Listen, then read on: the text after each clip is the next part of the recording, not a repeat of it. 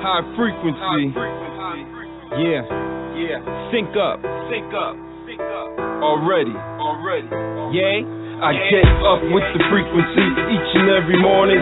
Thanks, practice gratitude, commence brainstorming. Live, awake, excited, new day, new me. TSA, courtesy of JRE and Scott-free. Too many folks shallow, scared to drown in the deep end. And I ain't pointing fingers, best believe I was one of them. The pain I was numbing it, self-inflicted punishment. The streets I was running in led me to consciousness.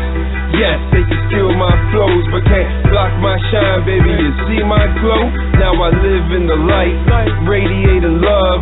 Sun, you're a star, as below, so above. Am I too metaphysical? Are you over analytical? So many situations get critical. I'm a warrior, survivor is an understatement. Started subterranean, now we in the cosmos on some Milky Wavy shit.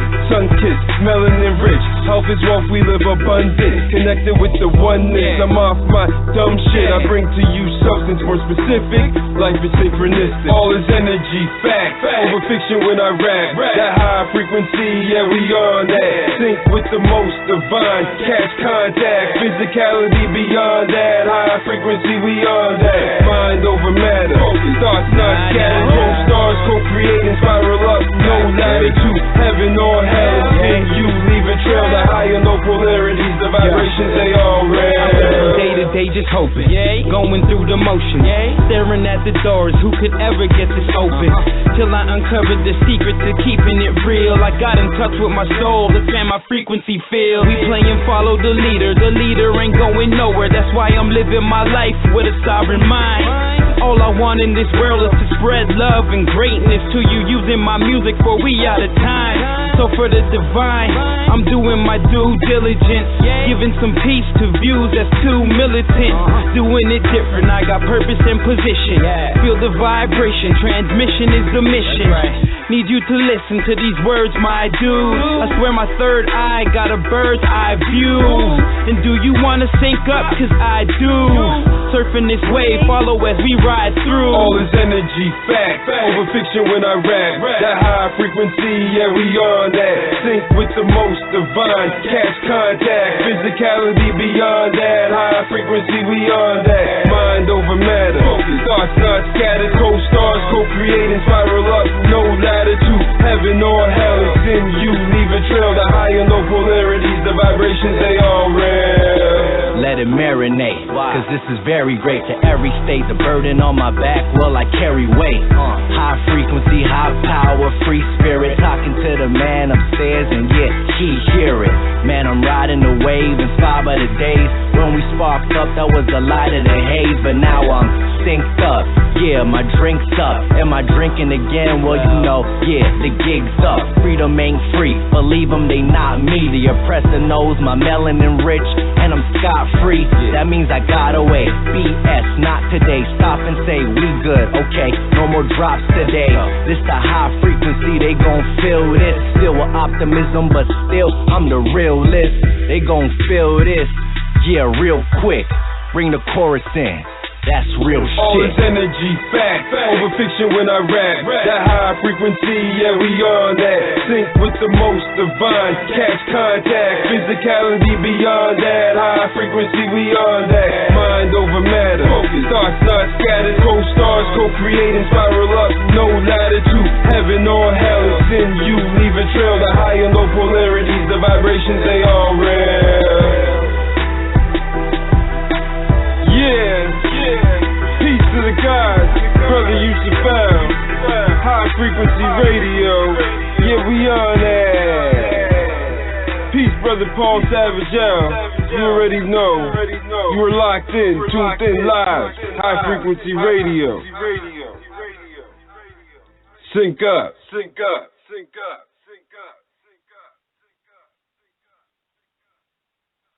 The Dred Scott decision, which was handed down by the Supreme Court in 1857, is one of the most famous or infamous decisions in all of the history of the Supreme Court. And it arose out of some complicated issues, but what it basically had to do with was the power of Congress to prohibit slavery in the Western territories. Dred Scott had been brought as a slave into the territory of Wisconsin, where slavery had been barred by Congress, and later he sued for his freedom on the ground that he had been in a place where slavery had been abolished and therefore should be considered free. And this goes all the way up through various courts, and the Supreme Court eventually rules, no, Dred Scott's not free because, two reasons. One, Congress does not have the right to prohibit slavery in the territories, and this basically declares the Republican Party unconstitutional. The Republican platform, Lincoln's platform, which is to prohibit slavery in the territories, the Supreme Court said you can't do that. Slavery is a right to go anywhere within the country in a territory, not a state. A state can abolish slavery. Illinois did, but the territories which belong to the whole country, slavery is a right to go there. The second principle put down by Chief Justice Taney in the Dred Scott decision was that blacks cannot be citizens of the United States. In a sense, Dred Scott can't even sue because he's not an American. This is one of the best examples of this notion of blacks as aliens. Even though he's born here and everything, he is not an American. The American family, as Taney says, is for white people. And in what way does the Court's observation that the Second Amendment codified a pre-existing fundamental right to bear arms affect your conclusion that the Second Amendment does not protect a fundamental right? My conclusion in the Maloney case or in the U.S. Sanchez-Villar was based on precedents and the holding of precedents that the Second Circuit did not apply to the states. Well, what's your... The question... Excuse me, I'm sorry, I didn't mean to interrupt you. What's your understanding of the test or standard the Supreme Court has used to determine whether a right should be considered fundamental? I'm not asking a hypothetical here. I'm only asking about what the Supreme Court has said in the past on this question. I recall, for instance, the Court emphasizing that a right must be deeply rooted in our nation's history and tradition, that it is necessary to an Anglo-American regime of ordered liberty, or that it is an enduring.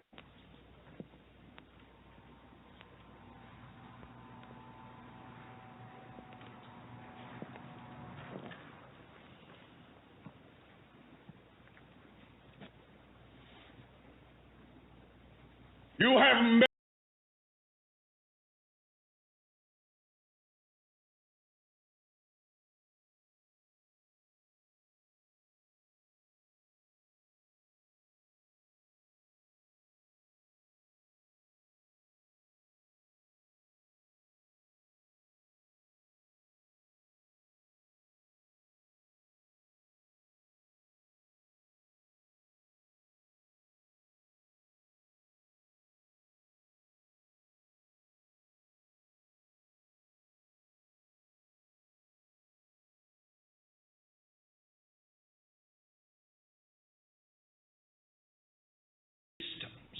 one vast and immane, interwoven, interacting, multivariate, multinational dominion of dollars. Petrodollars, electrodollars, multi-dollars, Reichmarks, rims, rubles, pounds, and shekels. It is the international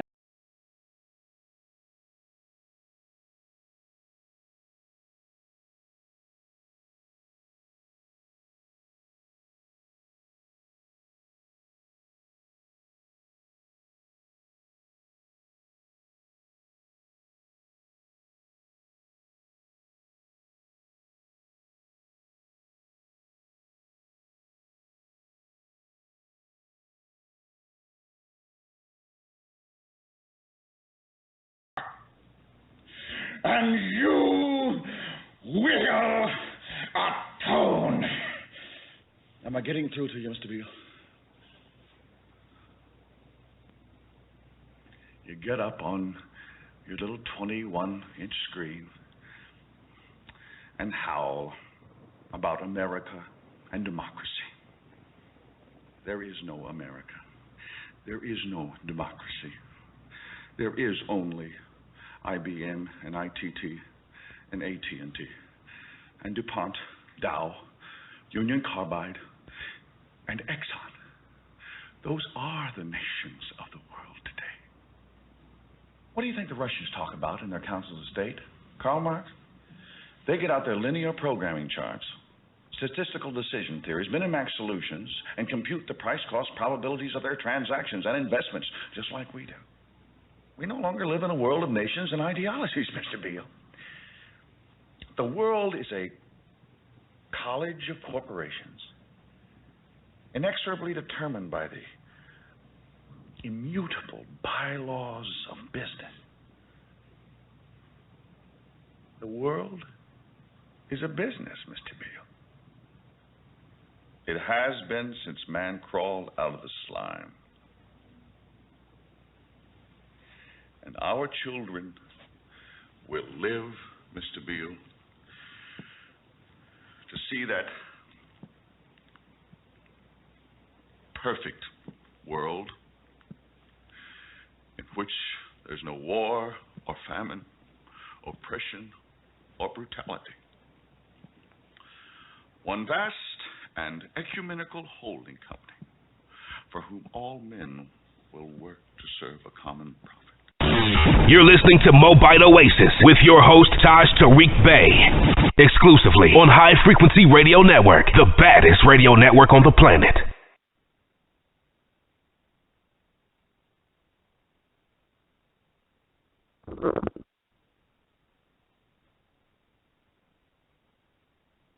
Go ahead. Hi, my name is Jenny. I'm a sophomore, and this is for all three of you.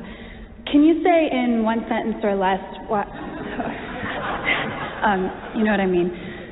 Can you say why America is the greatest country in the world? Diversity and opportunity. Lewis? Freedom and freedom. So let's keep it that way. Well, the New York Jets. No, I'm going to hold you to an answer on that. What makes America the greatest country in the world? Well, Lewis and Sharon said it. Diversity and opportunity and freedom and freedom.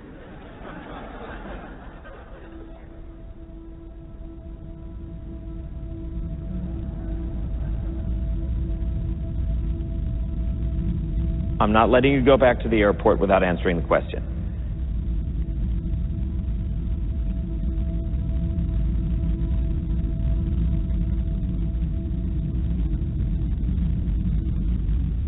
Well, our Constitution is a masterpiece. James Madison was a genius. The Declaration of Independence is, for me, the single greatest piece of American writing.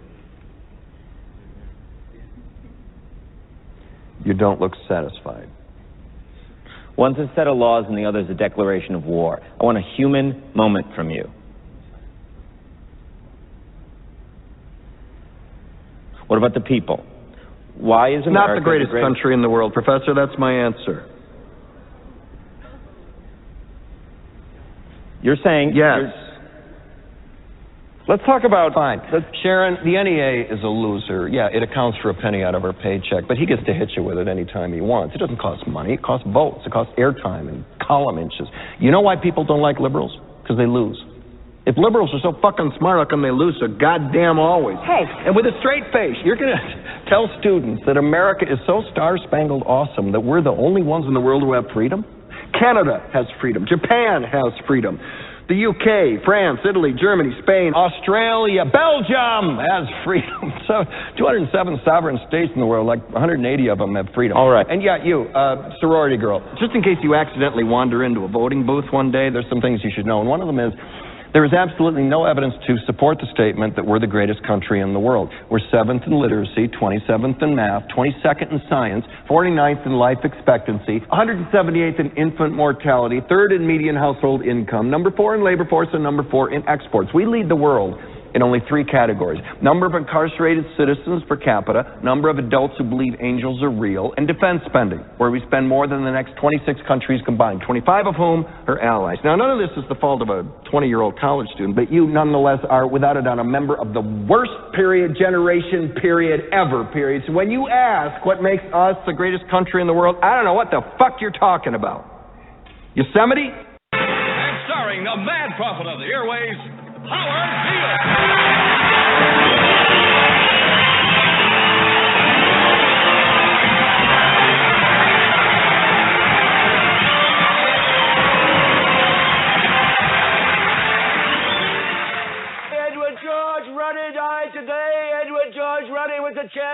board of the Union Broadcasting Systems, and he died at 11 o'clock this morning of a heart condition, and woe is us. We're in a lot of trouble. So, a rich little man with one.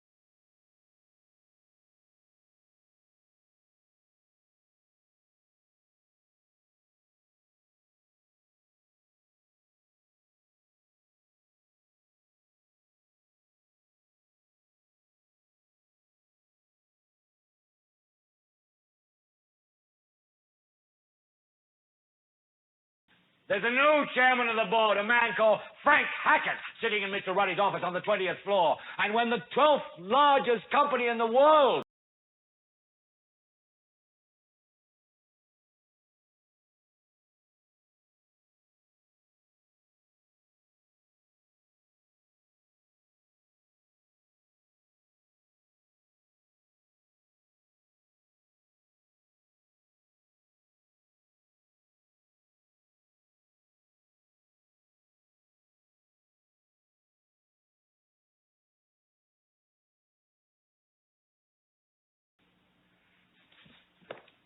So if you want the truth, go to God.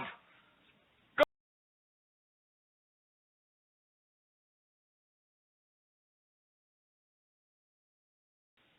But man, you're never going to get any truth from us.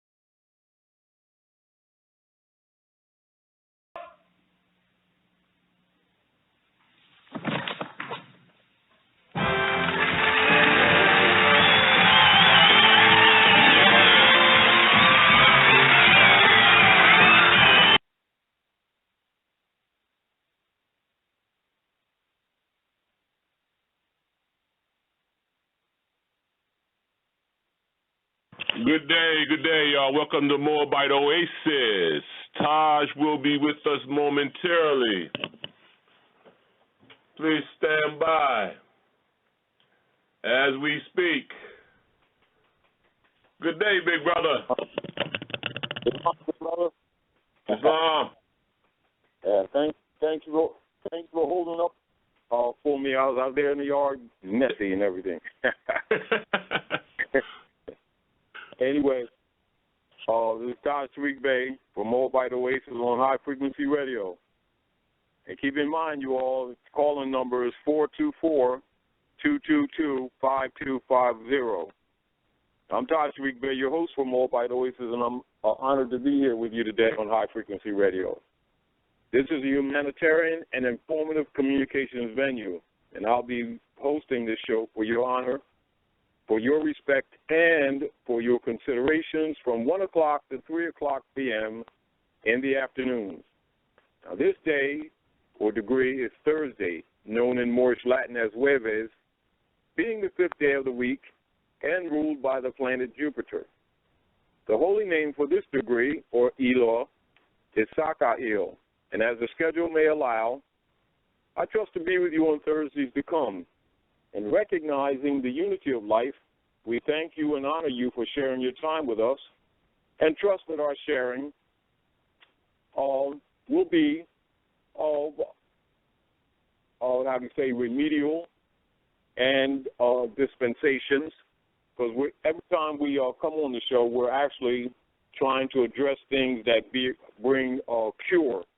And so we hope that sharing these communications with you will manifest as nurturing remedial dispensations, bringing forth some greater good and functionality. We're always looking for functionality. We try to deal with things that work, things that function, things that bring resolution. And as we appeal to the higher principles within ourselves to help as an ancillary in the great universal humanitarian movement, we trust that you will do the same, promoting and supporting the works needed and necessary in helping to uplift fallen humanity. And with that being said, we encourage you to bring the best that your heart has to offer, and let us sit down and with good intent get some work done. Calm and peace. I would like to bring to your attention that how many of you have heard about the TPP? That's the recent action that's put before, or bill that's put before the United States Corporation Company, de facto of Congress, to deal with Trans-Pacific Partnership. This is a trade agreement that they're presenting for the purpose of increasing their trade. They're actually, the United States Corporation Company, let's put things in perspective. The United States Corporation Company is under great pressure in as much as that the organized nations or the civilized nations of the planet, particularly the Eastern nations, etc., are dumping the U.S. corporation companies' T-bills, better known as Treasury bonds. Now, keep in mind, when those of you who know the political subversion operations that has taken place at North America under the United States Corporation Company are aware of the fact that in order for the European colonists to abrogate their responsibility to the Treaty of Peace and Friendship that superseded the adoption of the Constitution, and also to abrogate their responsibilities and obligations in relationship to the Ordinance of 1787 set forth before the adoption of the Constitution for the United States of America, and also in order for the Europeans to maintain forced servitude in North America, it was necessary for them to abrogate the primal principles rooted in and established via the American Constitution and the principles established in relationship to the preservation of the people's substantive rights, and also to abrogate the principles, the cosmological principles upon which the monetary system is based, which is the alchemical metals of the sun, the moon, and the stars. And keep in mind, one of the cosmological names for the Western Hemisphere, or North America, is not only Turtle Island, it's also referred to as Temple of the Moon and Sun, and also the North Gate. And so the ancient culture on the land is cosmological in nature.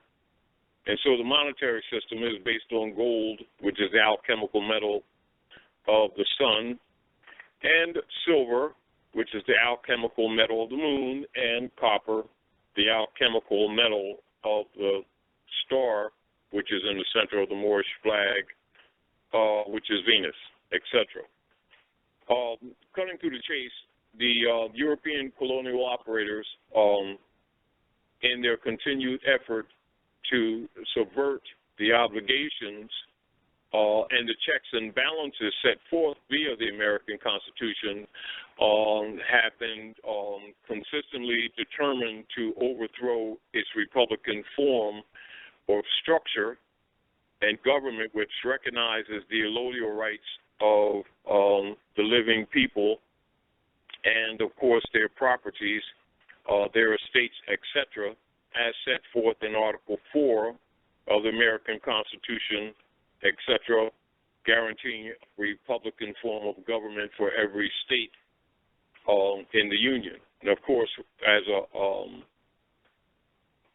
an obligatory position, political position, any state being a party to the United States in order doing business at North America or Morocco must have a republican form of government. That's part of his check to protect the people, etc., and their rights and liberties.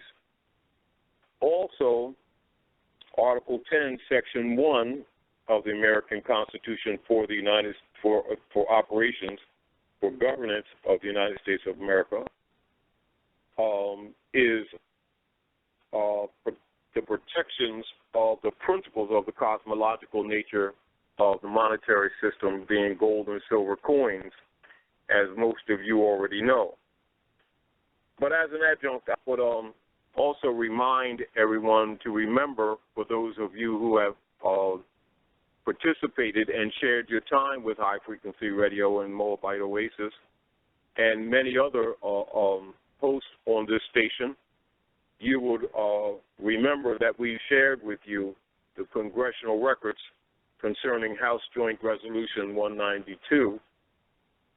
And of course, we already know and have been aware of the fact that they have been abrogating their obligations in relationship to the checks and balances and on the principle of the three branches of government and the principles that they, or the violations of the principles that they have been consistently bleeding through, or what you would call practicing cross-jurisdiction in order to maintain intended corruption amongst political operatives or persons who are holding seat in government. This is whereas the checks and balances that are preserved for the Congress have been contrary to their obligations, sold to private interests, etc., for kickbacks, etc., also fulfilling their intent of overthrowing a republican form of government.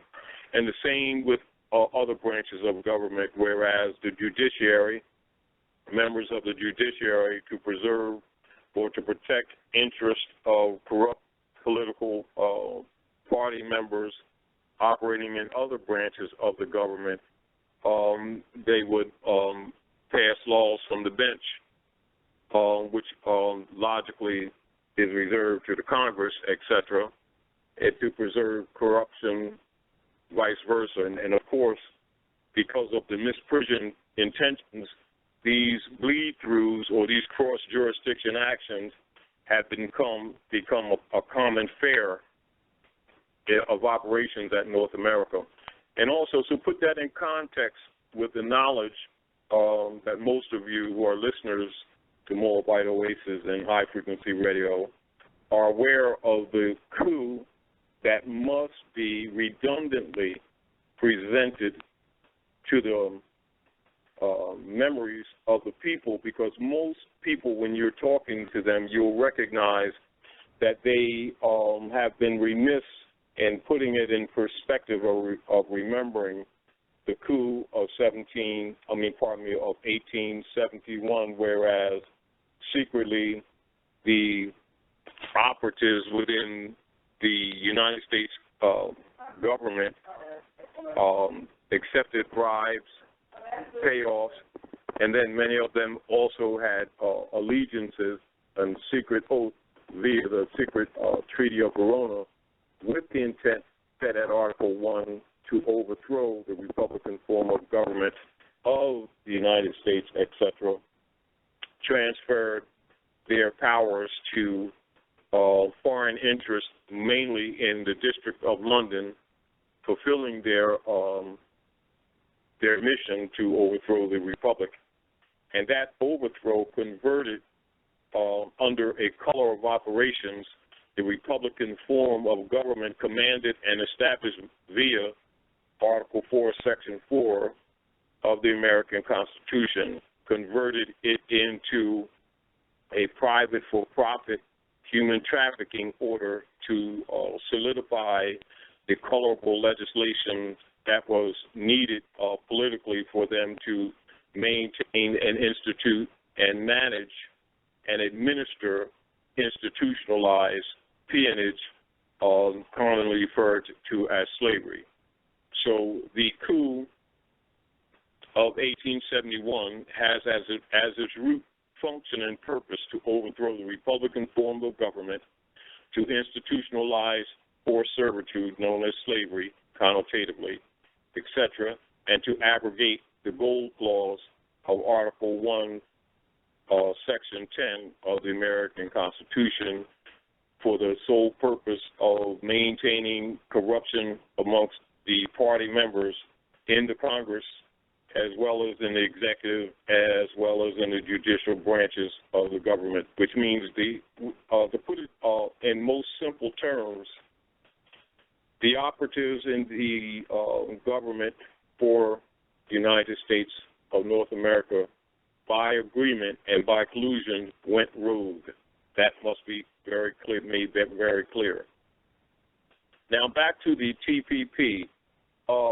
As time has passed logically, via their abrogation of the gold clause of the American Constitution, the corrupt members of the Congress, the executive branch, and the judicial branch colluded, and via their committed agreement to subvert the Republic form of Constitution and to institute the powers to the Federal Reserve Board under their secret Treaty of Verona, which took place, as you already know, between 1910 and 1913. And, of course, by virtue of the Inquisition operations nature of those institutions and the purpose or the agenda of the subversion, they had to set the tithing system for the tributes to Rome via the Inquisition revenue services for the expenditures, as related to most of you who know history, Torquemada, etc., under the Spanish Inquisition, into a contemporary format. And that contemporary format for the tithing for Rome, etc., conquest, or Inquisition revenue services is known in your contemporary times as the internal revenue services, which was set forth in conjunction with the operations of putting the high priest order of the Deputy Knights of Rome in order under the Federal Reserve Board. But the essential function of the actions of, say, like Woodrow Wilson in between 1910 and 1913, and what he did in relationship to his collusion with the operatives on Jekyll Island off the coast of Georgia, is actually conjoined to that coup that took place earlier of 1871 to affirmatively encroach little by little, but consistently, on the American Constitution in order to neutralize it and also to steal, or what you would say is cheat, the properties of not only the people who agreed to be juristic citizens of their corporate entity, i.e. the European colonist descendants who've been occupying our land, but also use it as a ploy to actually steal lands of the Aboriginal people of the land too, etc. And this is why the collusion, or what you would say the misrepresentation of the later constructed 14th Amendment creation of the courts in order to designate the people as the dead or corporations or unable to speak, stateless persons. And this is also where the function of branding, etc., come in. But I'm putting that in context to get back to the point of the TPP that the Europeans are exercising now through the de facto Congress. Now, as far as what the world news would be concerned, your general run-of-the-mill status quo news, they would report it as the European Union and United States trade agreements. Now, keep in mind, because you actually have a rogue government, it is actually always operating under a feudal law principle or with a feudal law outcome, as opposed to the allodial character that would be rooted within the American Constitution that they secretly overthrew. Now, so the TPP and the Transatlantic Trade and Investment Partnership, which this bill is referred to as, is presently in debate before their private board of company board of operatives that you would refer to as the Congress, when actually they're just simply support members for the actual Congress, which is actually the Board of Governors of the Federal Reserve. Now, the feudal operatives, or the de facto lawmakers of the United States Corporation Company Congress, are trying to pass this bill, referred to the TPP as the TPP, and the Transatlantic Trade and Investment Partnership, which in its nature and in its character is actually designed pseudo-officially. Pseudo-officially, just because you already know this stuff already took place as far as the transfer of powers.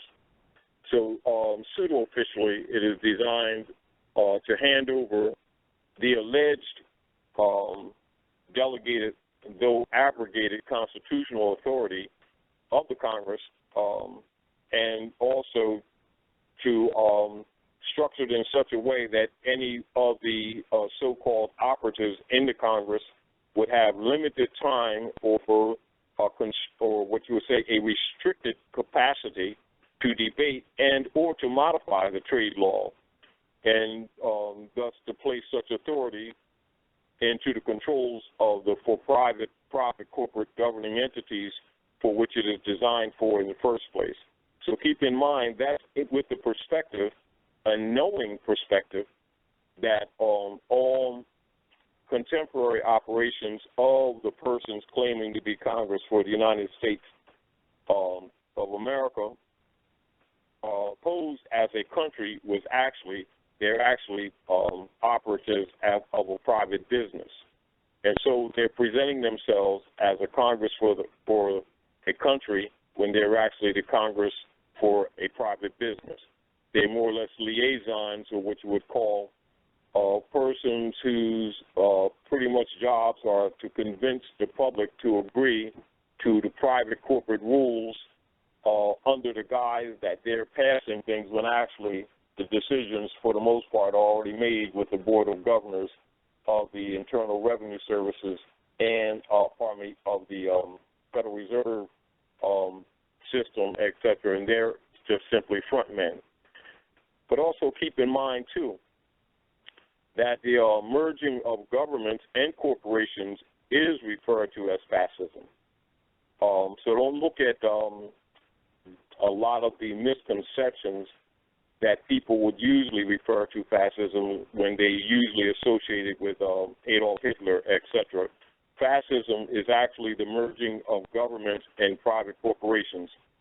And this is whereas the private corporations make deals with congressmen and senators, and the senators and the congressmen actually sell out the interests of the people that the common people that they're actually supposed to serve or represent, and actually do all their legislations and their bills and design them symbolographically in such manners that appear to help the people but are actually always designed to rob the people or always designed to injure the people were always designed to steal from the people, were always designed to cause some kind of loss of liberty at present or in the future against the people, and always to benefit the private corporate entities and interests under their secret Treaty of Verona, and logically, the corporate persons who own the corporations not only pay them off presently, but will promise them future jobs and positions within their corporations. This is why the people who don't understand the coup of 1871 may get confused when they see the revolving door between the Congress and the corporations and other branches of government, or what you thought was government, and the corporate entities that are actually causing injury to the people. And essentially, the operations of the rogue government is the very basis and reason why the people now are economically pretty much bankrupted, and also why they're not only bankrupted, but bankrupted and alleged to be in debt after they've been robbed. Isn't it interesting how an organized government body politic can rob the people and then say that the people are in debt? Interesting, right? Particularly when government or alleged government does not produce a product. Government is pretty much, in its nature, either an honorable administrative body politic or a body of leeches. And I suggest to you that the latter is the case and is reflected in the economic political structures that is reflected in all of the aspects of both government and business at North America now. And this has much to do with what has negatively affected the treasuries and the peoples of other nation states who have been doing trade with the United States Corporation Company, which has essentially been affronted as a country, and people of the world are finally figuring out, or not that many of them didn't already know it. Let's put it this way. Many who knew it are being forced to admit it, and many who didn't know it are forced to see it, that the United States is a corporation company and never was the country that they thought it was. And while they were doing trade with these people and buying their T-bonds with the proposed idea in accord with the legitimate American Constitution, logically, the United States money must be gold or silver coin, and logically, if there were any instruments that was to be issued by the legitimate government, it would have to be backed by gold and silver, by law, etc. Now, of course, coup, this set up the later activities of the planning that brought about that which took place on Jekyll Island with Woodrow Wilson. So make that connection, and of course, from then on, they had been printing and forwarding private commercial paper and lying to people and anyone who bought them, claiming them these private commercial papers to be money. Of course, it was not. It's backed by no gold or silver coin, backed by nothing more than actually birth certificates, marriage certificates, original manufacturer's titles of origin that come with vehicles when people buy vehicles. There's original manufacturer's titles of origin that deal with trucks or any kind of vehicles that people would buy, any private conveyances, etc., that people commonly call automobiles, cars, and trucks, etc. And what the corrupt politicians did, they set up regulations under color of operations, whereas the manufacturers, whenever people would buy a car or a truck, the manufacturers would be coerced into or regulated into sending the titles to the corporate operatives and not to the people who bought the vehicles. And the corporate operatives would make another certificate and which would be called a certificate of or about the title that they secretly held, etc. And they refer to as a certificate of title. And then they would back their T-bonds with those instruments too. So people's private property actually backed up the T-bonds that the persons who regulate the banks and the politicians themselves would, in secret partnership, enjoy the spoils. And this is essentially what has been backing the T-bonds. Logically, it was only a matter of time before these instruments, private commercial papers that had actually no true value other than human trafficking, would logically create what they refer to as bubbles, or which would mean the implied counterfeiting that was piled on top of them consistently over and over again, and this would they would refer to usually that 10th times whatever the first sense of value was, or what they would call fracturing, etc., would cause it to, just like an overloaded dam or paper dam, to eventually break. And of course, by the time that these things would fail, the corporate operatives of the United States Corporation Company would have figured they would have enough time to these counterfeit instruments to other nation states, and at the same time, upon failure of the alleged false debts created by these counterfeit instruments, they would claim the hard assets of both nation states and natural people at the same time. And this is the basis upon how the operatives of the United States Corporation Company, posing artificially as a country, have systematically actually not only robbed the indigenous people at North America, but actually the nations of the earth. Problem of it has finally hit the fan, and because they're having difficulty in their trade relations with other countries, etc., including many of their allies, this is where your TPP, and Transatlantic Trade and Investment Partnership has its impetus or its origin of political necessity. Translation, they're trying to find some people to do business with them because a lot of people they've been doing business with don't want to do business with them anymore, to put it in layman's terms. Also, keep in mind that within the merging of government and corporations, which of course creates a fascist system, the de facto actions initiated by these foreign private members of the U.S. Congress Corporation Company must be taken in consideration, having a competent degree of knowledge about the suppressed secret coup and the nature of misprision of treason. Now, of course,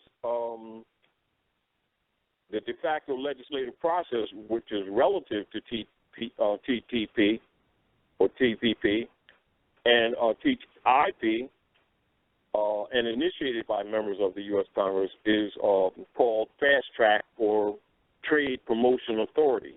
And this is where they're actually, the Congress has transferred the authority actually to the Federal Reserve Board.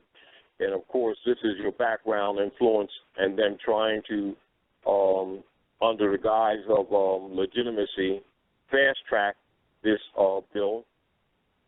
And so this de facto authority is deemed to create special rules that will empower the executive branch of government. Keep in mind, while looking at this, that means implementation of war powers or the War Powers Act. Even though it's not mentioned here, understand how they weave their legislation or their pseudo-legislation in such manners as to consistently rob the people or to cause injury to the people.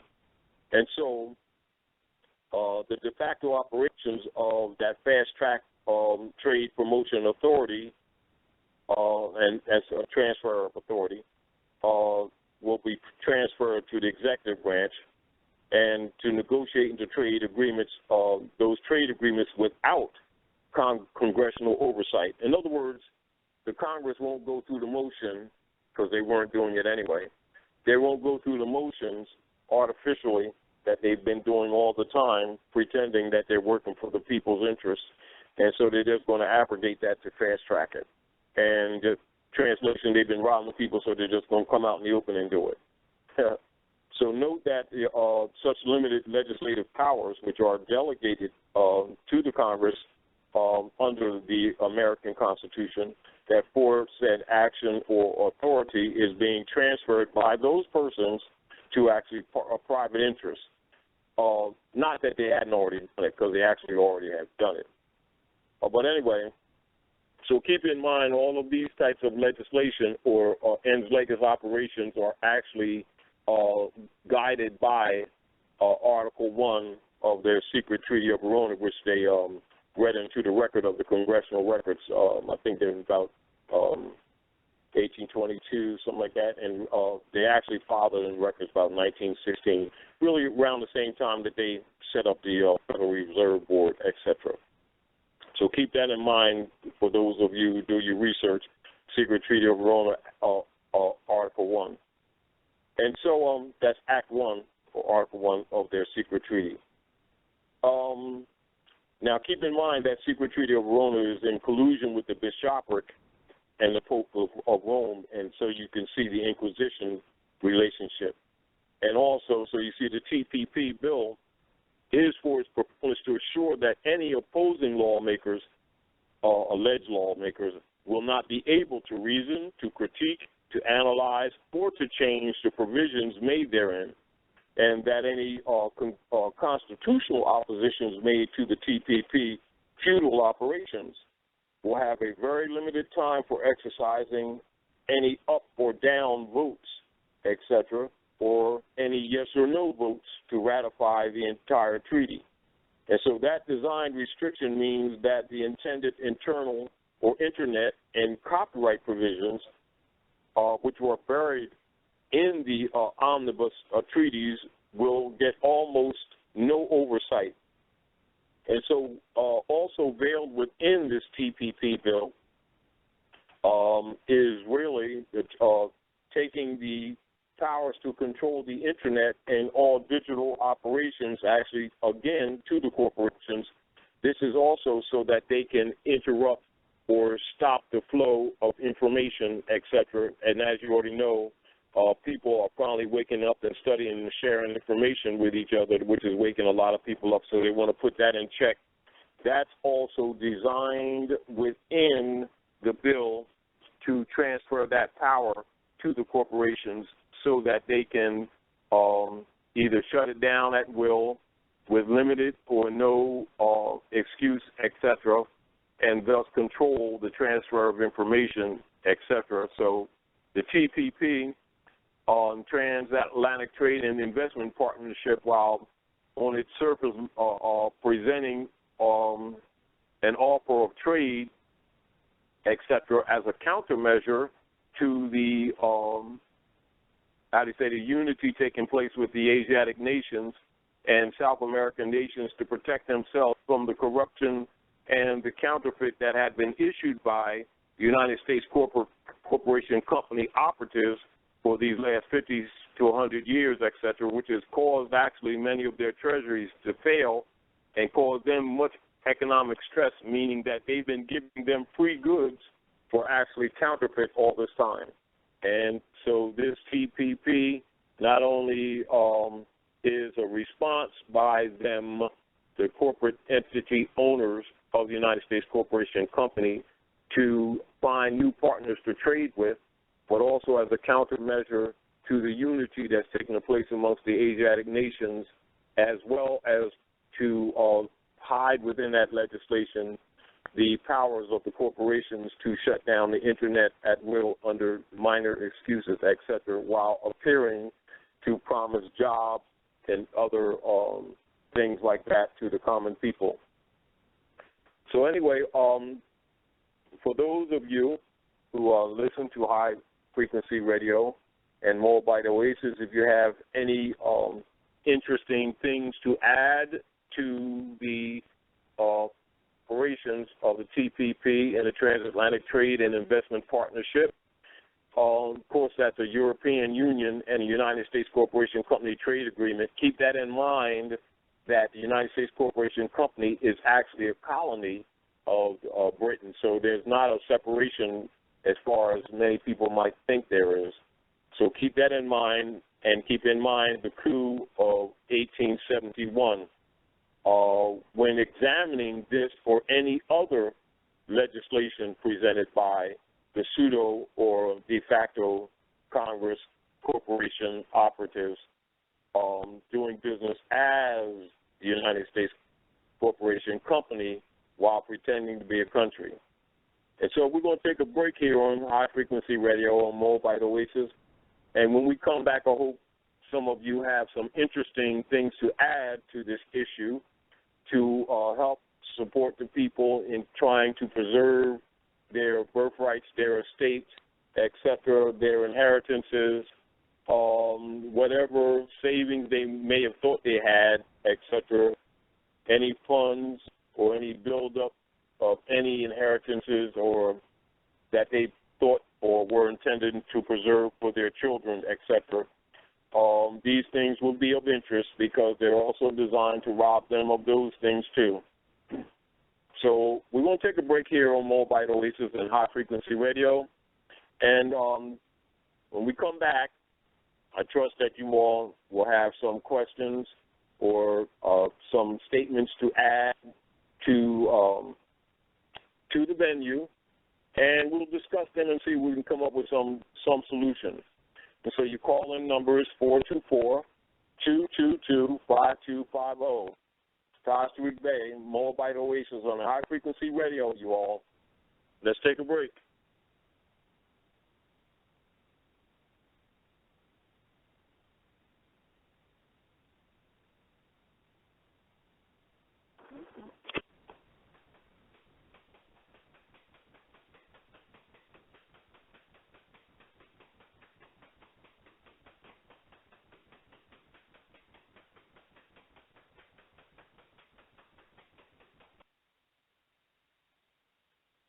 High Frequency Radio. Sync up. You're listening to MOABITE Oasis with your host, Taj Tarik Bey. Exclusively on High Frequency Radio Network, the baddest radio network on the planet.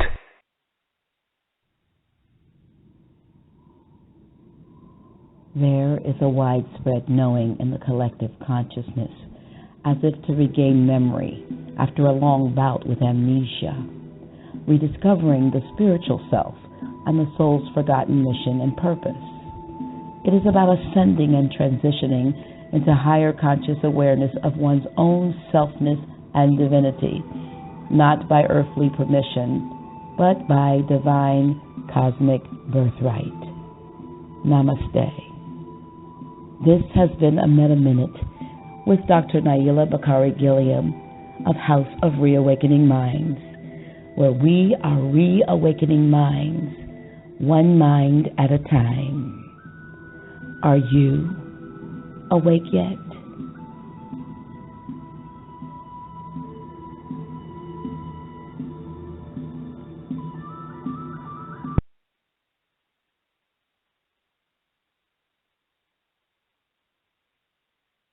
To the gods and goddesses, kings and queens of the universe, this is your hostess, Sister L. Do you need more balance, prosperity, health, love, or finances, or just need to take a break from that nagging court case? If you answer yes, then tune in to Prosperity Wednesdays every midweek, 8 a.m. Pacific, 11 a.m. Eastern. On High Frequency Radio, the best station on the planet. We come to elevate your subconscious, conscious, and superconscious to a wealth of information. We bring you the hottest guests with an abundance of knowledge. We vibe on solutions, not problems. I hope to hear you on the line.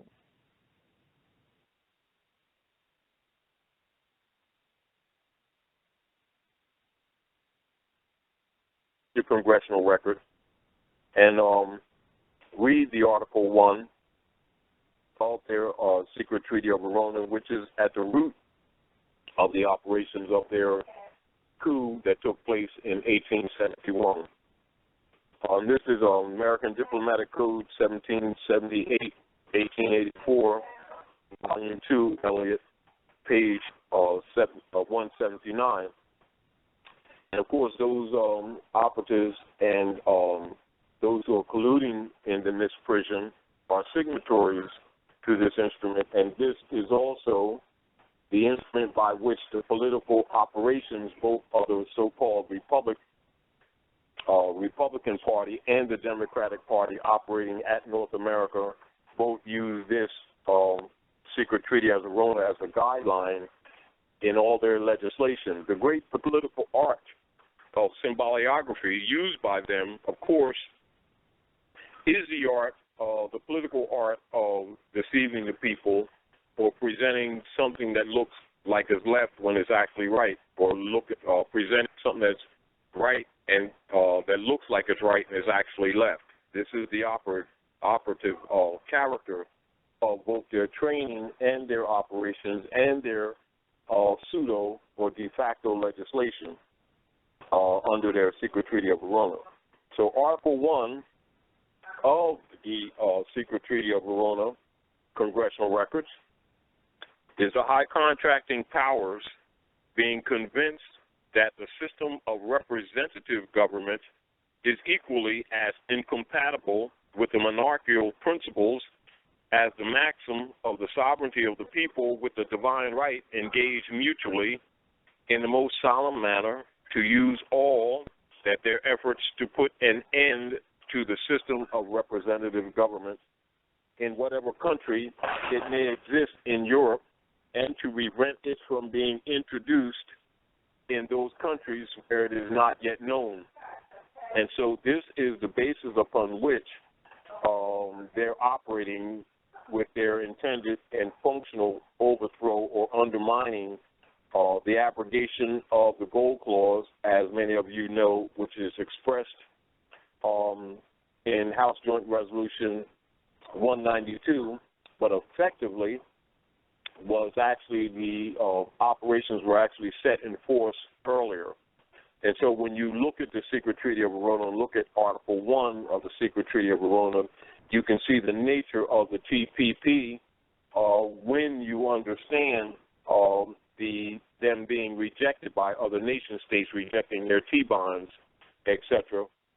And also you can see the nature of the operations when you look at the operations at North America during the Woodrow Wilson administration and the Franklin Delano Roosevelt administration. Of course, some things that were done even in the Truman administration, all of which were tied together with these actions and activities, etc., that actually culminate to the necessity of them even doing this today, in this day, because the nations are now rejecting them as far as trade is concerned. And so by necessity, they're trying to find new partnerships at the same time to trade with. So keep that in mind when you're looking at the TPP, which they refer to as the Trans-Pacific Partnership. Also,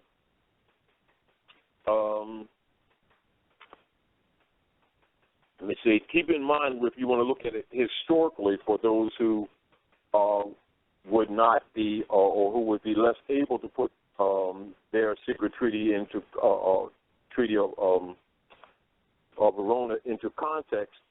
Let's go to Article 4 of that secret treaty and put this in context with the Inquisition operations, as well as what they refer to as the transatlantic slave trade, which they refer to, which is not exactly like they presented in the school books either.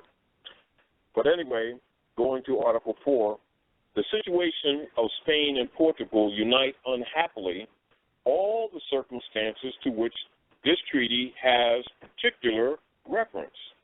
The contracting parties, in confiding to France the care of putting an end to them, engaged to assist her in the matter which may at least compromise them and with their own people and the people of France by means of a subsidy on the part of the two empires, 20 million of francs every year from the date of the signature of this treaty to the end of the war. And Article 5, in relationship to Article 4, in order to establish in the peninsula, in the order of things which existed before the revolution of Cadiz, and to ensure the entire execution of the articles of the present treaty, the high contracting parties give to each other the reciprocal assurance that as long as their views are not fulfilled, rejecting all other ideas of utility and other measure to be taken, they will address themselves with the shortest possible delay to all the authorities existing in their state and to all their agents in foreign countries with their view to establish connections tending toward the accomplishment of the object proposed by this treaty. And so, as you can see, the fundamentals of even this present TPP treaty, when you have an insight into the history, etc., you can actually see their motivations of actually fulfilling agreements that were actually made before even people are living today.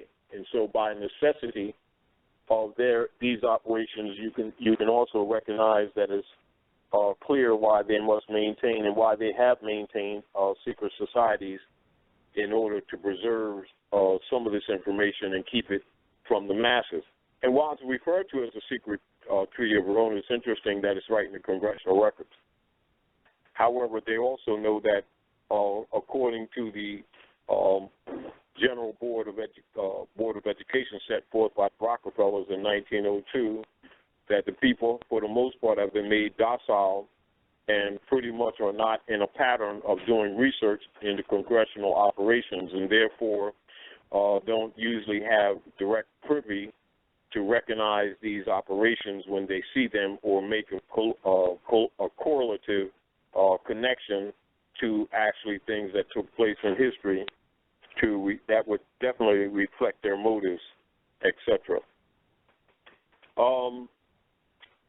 Also, and then so keep in mind, as far as the attitudes of the persons operating in the corporation, company, Congress, their motivations and their consistency in their corruption of the coup, expressed in Article 6. And so this treaty shall be renewed with such changes as new circumstances may give occasion for, either at a new Congress or at the court of one of the contracting parties, as soon as the war with Spain shall be terminated. So as you can see, they made provisions for future tense and for any necessary adjustments or changes that should be made by virtue of contingencies that may come up at a later date.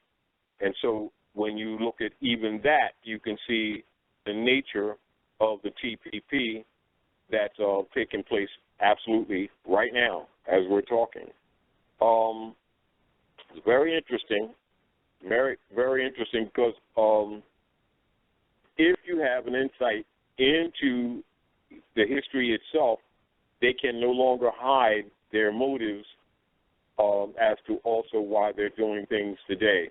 And as a matter of fact, most of the time you can actually see through different statements that they may make and recognize that both the insincerity as well as the deception. And also for many others who are listening to MOABITE Oasis and High Frequency Radio, keep in mind the case, and we remind people this all the time, particularly when people might present some problem that they're having with the de facto operatives in the franchise, corporate, private tribunals being falsely presented as courts, which they knew that they dissolved them in 1789.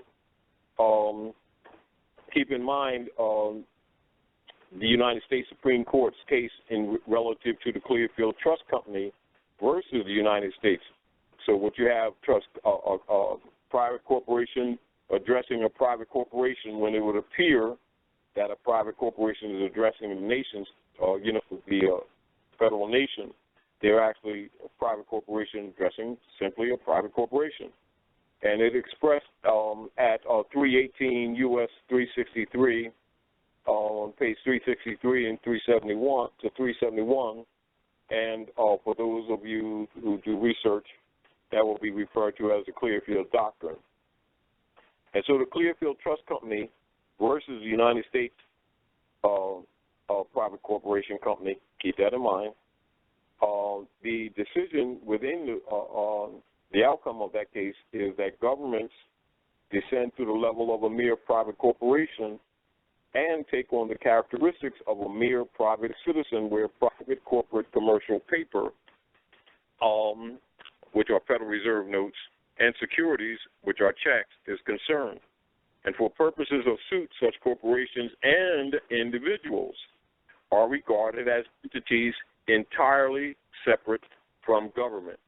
And so, as you can see, the real nature of even this decision is with those who were litigating this argument on behalf. Clearfield Trust Company knew full well of the coup of 1871, and they were not going to take the hit on principle of these representatives of the United States Corporation Company pretending to be government to recoup on a claim of a forged check, which was only actually in about 24. It was the numbers on it was about 24.60, and so 24 notes, $24.60, and that was with the at that time that's 1942. So as you already know, that the notes could not be redeemed for gold or silver anyway. But so as you can see, they weren't going to take that hit. And so the Clearfield Trust Company representatives, essentially, while within the public displayed for publicly exposed information on that litigation, they don't mention it, but it's very clear for anyone who knows the history that it is the operations that took place with the coup of 1871 that's at the root of the Clearfield Doctrine dispensation or the ruling. And so the Clearfield Doctrine, as we've told you many times before, by being Supreme Court in its principle, establishes it as stare decisis. And that is, of course, when the private commercial paper, which they have been counterfeiting and presenting to the masses as money, which it is not, and when that paper is used by those who claim to be government, etc., then those who claim to be government lose all sovereignty status, and becomes no different than any other mere private corporation or private person, etc. And so as such, the de facto entity, which was once deemed as a legitimate government, has failed in its purpose, and then became or becomes bound by the inferior and common rules and common laws that govern private corporations, which means that if they, government officials, government agency contractors, employees and their personnel, pretend or intend to demand, to enforce, or to compel any individual to some specific performance based upon its now private corporate statutes, or upon its now private corporation rules, then the governor or the so-called government, like any other private for-profit private corporation, must provably, and demonstratably, and with evidence, be a holder in due course of a valid, evidentiary, and verifiable contract, and or other evidentiary proof of a quote-unquote commercial agreement which was mutually made between it, the alleged government or its agents or agencies, and the one living person, individual, natural person, etc., upon whom their compelling rules or demands for specific performance are made. And furthermore, the demanding persons alleging to be the government must be willing to enter the physical manifest contract or commercial agreement into evidence for examination under rule of discovery, etc., even before trying to get to the court to enforce its private commercial command, which are called statutes, etc. Now, the Clearfield Trust Company versus United States case is extremely important because it is a 1942 case which was litigated after the Erie Railroad versus Tompkins case, which is set at 304 U.S. 64, and that's a 1938 case in which the once legitimate legislatures and the judiciary colorably changed from legislating under public law, which is logically constitutional, which is in harmony with, and which is in consonance with the American Constitution, and began to act or to commit violations in law to the contrary. They became breach of trust operatives and deviant foreign entities and actors doing foreign business and exercising foreign powers, activities, and legislating under public policy, which is distinguished from public law. And thus those actions are in according to accommodating to and generating profits for and catering to the desires and the wishes of the private foreign for-profit creditors of the foreign United States Corporation Company, a private company. And so note for those others who will look at these issues that private corporate commercial paper and services or securities, being the privately owned Federal Reserve notes, etc., and the corporate states purely created birth certificates, that's the marriage certificates, birth certificates, original manufacturers, titles of origins transferred to the corporate franchise governors and their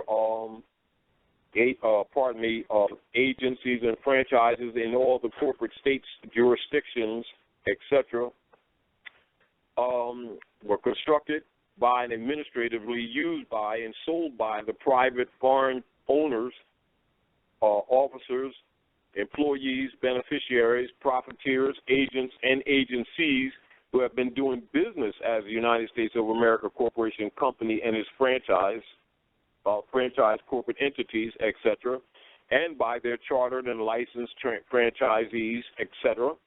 And these private corporate commercial paper contrivances have been and are deceptively been traded as fungible instruments. And so these misrepresentations of these private commercial papers, the misrepresentation of them as money, except is fraud and a violation of law. And these misrepresentations and deceptive practices in the transferring of these instruments on the stock market as fungible, etc., have been and are declared by the United States Supreme Court as being criminal and felonious violations of the law.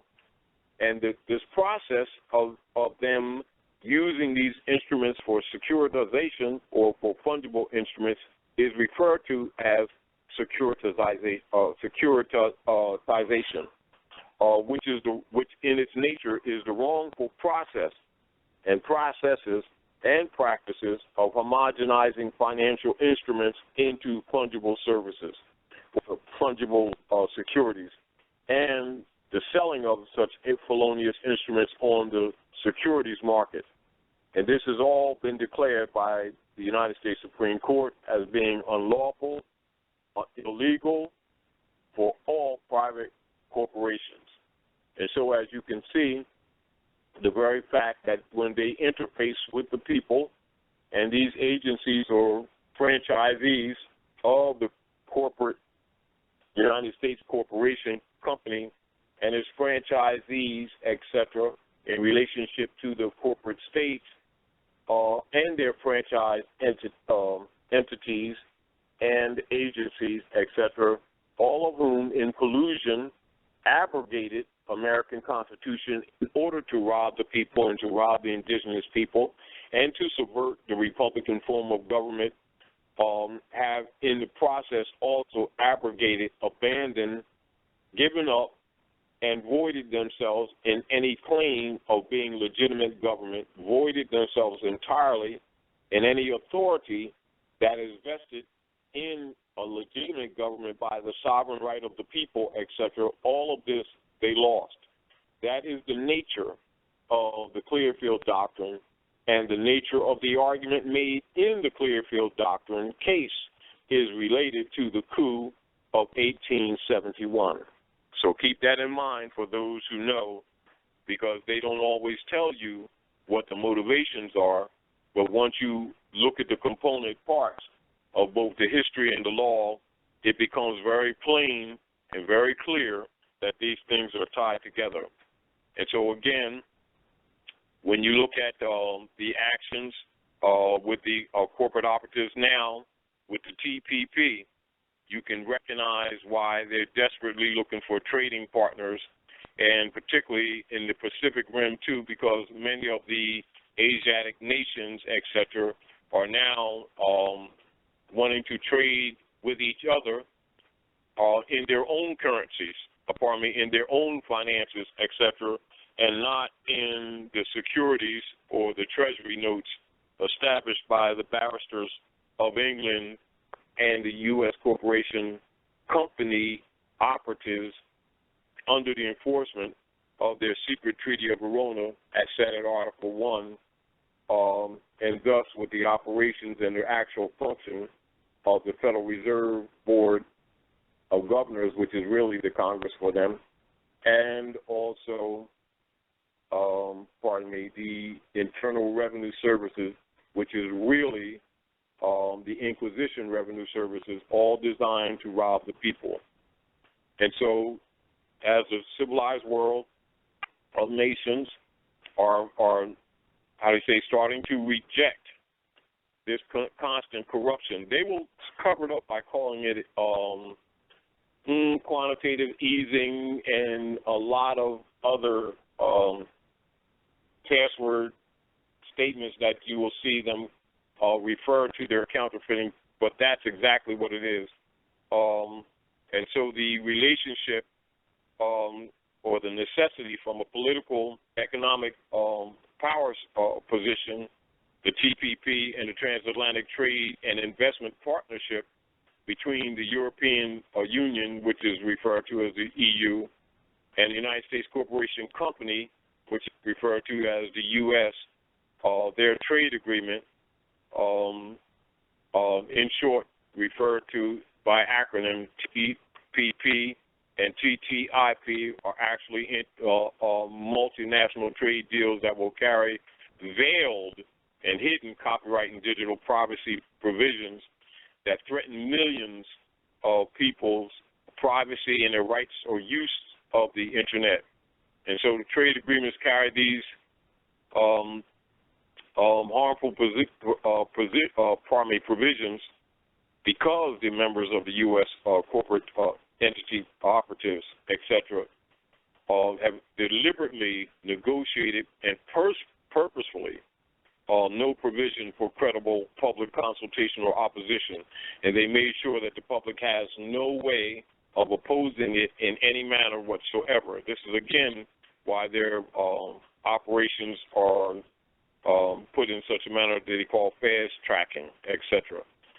So with the intended outcome, the private owners of the corporate entities under the United States Corporation Company have little concern for how the TPP and the TTIP anti-constitutional feudal law policies will impact the Internet and effectively abrogate the otherwise alleged respected digital rights of the natural people, etc. So again, while looking at that, I will remind you all to review the secret Treaty of Verona in the congressional records, which is an extract from 1916 correlating with, right after they set up the Inquisition operations of the Federal Reserve and the Internal Revenue Services, you'll see the correlation of the timeline and logically recognize its function. Are there any questions? Anybody on the board for questions?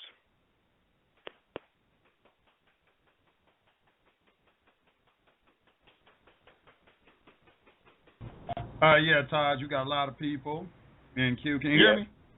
All right. Let me bring in real quick 248-6298 on High Frequency Radio. Got a question or comment? Islam Moore. Can y'all hear me? Islam Moore. All right, Brother Taj. This is Brother Temo L. Ojibwa, Michigan Republic Territory. Islam family. Spoke with you last. All right. Quick question on the TPP and the BRICS. Is the TPP a countermeasure or counteract, the other nations that participate in the TPP? What's the correlation or similarity between the two? Now back up because part of your diction was not clear. Back up for it. Okay, can you hear me? Yeah, go ahead. I was asking the TPP. Yeah. The Trans-Pacific Partnership, the trade. I see that they include Australia, Brunei, Canada, Chile, Japan, Malaysia, Mexico, New Zealand, Peru, Singapore, and Vietnam. And it's totally opposite of BRICS, which is Brazil, Russia, India, China, and South Africa. Were those countermeasures to each other? Yeah, it's a countermeasure, as you can see, because they're not trading with them anymore. Keep in mind, all this must be put in context. In order for them to have gotten over, in other words, the counterfeiting that they've been doing since Woodrow Wilson, etc., has finally caught up, and nations aren't accepting the U.S.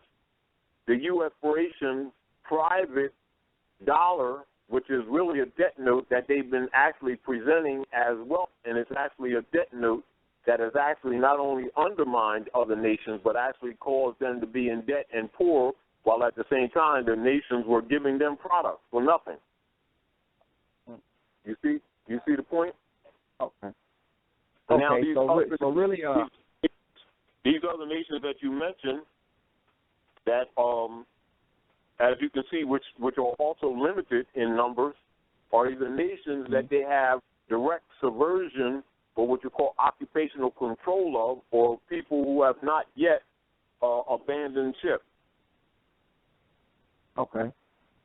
And that's why you see a high rate of a lot of Europeans expatriating U.S. citizenship? You got that absolutely right. Yeah, it's a high number I've been studying, a real high number. And as far as towards, I know it's a little bit off the subject, but can you tell me the significance of USC Title 22, Chapter 2, Section 141 through 43 in conjunction with CMBA's certification? Yeah. AA 222141. Mhm. So how can we put that? Is that remedy for Moors? Yeah, we did that actually years ago in the actually late 80s, early 90s, even though I published it later. And this was to show people the correlation as far as the ultimate mission set forth for the restoration of the people's estate and birthright by Noble Drew Ali, and the actions taken by Charles Mosley Bey when he registered the information in the Library of Congress as a countermeasure to COINTELPRO operatives that have infiltrated the Moorish movement to undermine Noble Drew Ali, etc. And because you would see a practice with many persons who claiming to be Supreme Grand Sheiks or Great Grand Sheiks or Grand Governors in the Moorish Science Temple who would condemn CMB or anyone that did any research within the congressional records for those lessons or the adept lessons that was also shared by also high priests from Mexico in the Yucatan area, etc., exposing the real history of the Western Hemisphere. Many of them logically took adverse response to it and would try to dismiss it or undermine it. Now, to bring to your attention, one of the 3 certificates of copyright that registered in the Copyright Office of the Library of Congress, is indeed AA 222141. Now, that's the registration number to one of certificates for also Moorish nationality and birthright identification instruments registered in the Library of Congress. But what I did, I did research. Yeah, I did research on it, on the number, and keep in mind the number itself is the number of certificates, but the number also correlates with international law and interchange. And so when I did the research, I recognized that it dealt with, relations and interchange, etc., of a general and permanent character, Chapter 2.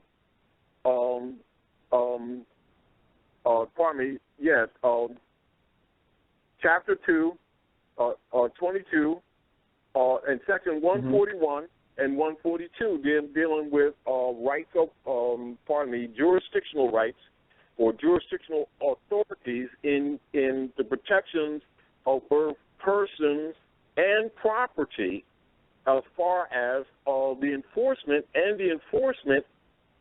of all treaties of the United States with Morocco, the former provinces of Egypt, and all other nation states with the Christian nations have treaties. And so essentially, it's treaty enforcement, etc. And so I recognized that the correlations of the numbers were actually the same. And then when you do research into classifications of what you call nationals and citizenship, AA is the highest level of what you would call citizenship, but which is actually a national. And so when you look at the numbers, it's AA 222141. And that's the registration number of that certificate that deals with the identification and birthright, etc., registered in the Library of Congress, but it also correlates with United States law of a general and permanent character. And that's one of the reasons why I did that book, because many people were, countering it or trying to say that he did something different. What I recognize is that he was actually countering those who were infiltrated, who was actually blocking the information because they didn't want people to exercise law and do anything that would cause them to recognize that they have to know law and estate law, and that they also, part of the Moorish movement or mission, would be the restoration of their lost or what you would call occupied estate. And, of course, that's international law and intercourse. And it also shows you that you would recognize that when we're looking at constitutional law, we're supposed to be looking at the treaty at the same time because they're one document, and also that the Forum of Political Operations at North America is actually an international forum. And you also know that most of our people in their different organizations that they've been a part of trying to get their rights or trying to preserve some kind of rights have not been aware of that and actually thought that they were citizens of the United States Corporation Company, which neutralized them. And so you can see that kind of takes that mystery away, but also makes it very clear the concept, the forum, political concept of forum that the Moors actually should be operating on. Okay. And our last question is tying into all this, especially with with the civic lesson number 14. He said that one of the brothers, like such Imam Isa, had like part of it. It's from it went down to Georgia, started walking more. You're kind of breaking up. Get that phone because like part of your words are breaking up. Stay in your phone. Okay, can you hear me? Yes. Okay, I was trying to see like with that civic lessons and your work you put out. I've seen you say that that brother Imam Isa had like took a part of it and went down, started Nuwapi and more. I was trying to see just for clarity. Yes, was that a counterintelligence movement, or that was a personal thing? It was intelligent because what it did, because he used to be ahead of the Ansaro movement in New York, and he had wrote a book about Noble Ali, and he also said in his book that the Moors had disappeared. And of course, with certain circumstances and things that took place in New York when he actually moved on, and as he grew, he took Lesson Book 14 and set up the MOABITE Moors because it became obvious that some things were not necessarily as what he had said earlier. And so he grew from that. Mm-hmm. And he also helped bring a lot of Moors into consciousness. Okay. All right. Thanks a lot. And like I said, I talked to you last week. I was still trying to get the revised version of the Affidavit of Naturalized Birth. All right, good brother. Somehow. But also, somehow at the time, also as a reminder to you, because I already knew, like 20 years ago or so, that some of the stuff that I was telling people was so controversial to some people that, I had a lot of opposition. This is another reason why I split the book and only put out half of it, because actually A1, even though I've been teaching from it for years, has never been officially published, just more civic relations, etc. Lesson book 14, but it's actually 14A1, which is Protocols of Liberty, which is his other half. Part of which, some of these things that I've been coming on MOABITE Oasis on is actually from 14A1. Okay. And like I said, and before I go, let's get somebody else, brother. Let's get some more calls in. All right. Thanks for calling. Thanks for listening, bro. All right. Be well. All right. All right, Taj, we got brother Jason. You online? Peace, Taj. You there? Yeah, I'm here. Peace, Taj. Savage. Peace, good brother. Yeah, my question was about, I got caught up last week. I was trying to ask you about the Royal Proclamation. Now, the royal families was, busy colonizing the territory. You had the French, the British, and the Spain. But when they did that Royal Proclamation, while thinking about while bringing that up, for everybody, take in consideration the Secret Treaty of Verona in context with what you're asking, and some of your questions will be answered just by you being aware of the Secret Treaty of Verona. But continue. Well, yeah, when they did this Royal Proclamation, I know you talked about the treaties and stuff too, but it seems like kind of after that Royal Proclamation, from what I was looking at, they started to. That's when it's almost like as if they came together with a big plan to do, and maybe I need to look more into the secret treaties of Verona. Oh, everybody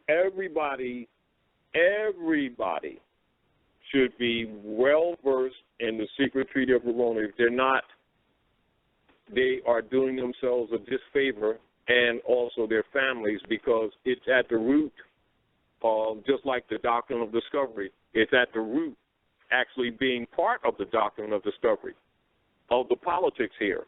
And logically, as one is not aware of it, your mind may be thinking one way based on some assumption of the motive of activities that are going on amongst these people who are claiming to be government, whereas the Secret Treaty of Verona will actually dispel any delusions or misgivings about what their real motives are.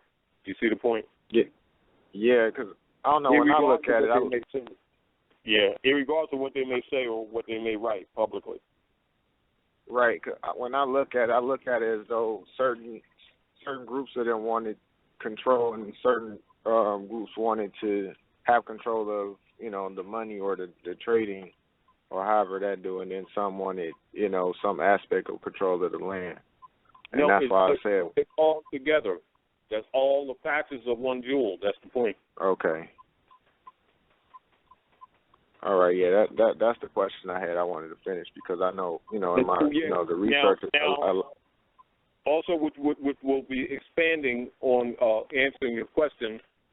Look up the Berlin Conference of 1884-1885.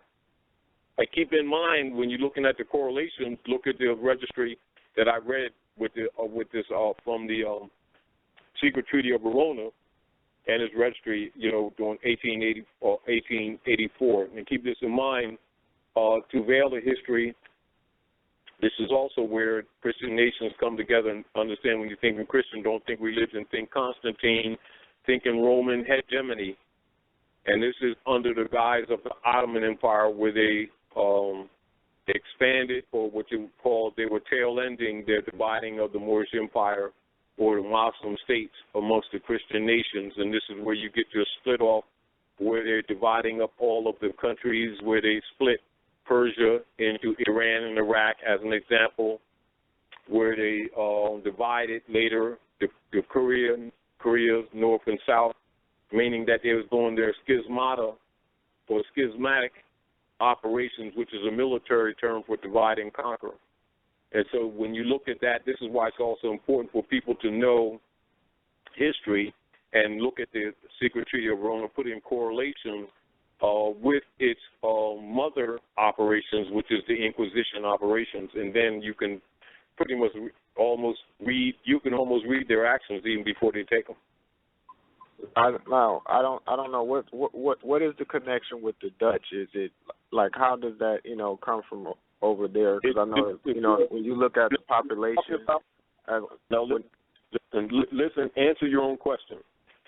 Whenever you're talking about the European nations in relationship to the Asiatics, whom they have branded as Indians, blacks, Negroes, Latinos, etc., all of these are indicative brand systems set up. Carlos Linnaeus, Blumenbach, Johann Blumenbach, all of those for branding systems for distortion and for symboliographical operations on reconstructing books and literature in their attack under the Secret Treaty of Verona and the Spanish Inquisition, which is against the Moors. This is why Moors have been riddled with all these brand names, and you see a lot of them are arguing about these brands as identities because they don't know the history. And so when you put it in context, whether you're dealing with the Dutch masters or et cetera, you see the German Dutch priesthood, high priest, you're dealing with that with the 1854 to 1863 Knights of Columbus Ku Klux Klan Act. You see the point? Stuff that to many people would seem unrelated. You see the point? Yeah. I'm gonna check out the secret piece. Take a closer look at it anyway. One more question, and then I'll yield. Have you heard of Justin Evans as any relation to Noble Drew Ali? Justin Evans. Yes. Yeah. Not directly. I've heard some things along that line. Yes. Yeah, I can't find anything about him, so that's why I thought to ask you. I've been meaning to ask you for a while. Mm-hmm. Yeah. I mean, like, what? I mean, who was he? I mean, I just heard things, and when I looked up the name, nothing comes up. Yeah. Whenever I hear anything like that, until I get what you would call expanded information other than those surface paragraphs that you would get, I never promote things like that because they're usually diversions unless somebody's willing to come out and just tell all the truth. Oh, okay. Yeah. All right, well, that's all. I yield. Thank you. Peace. All right, peace.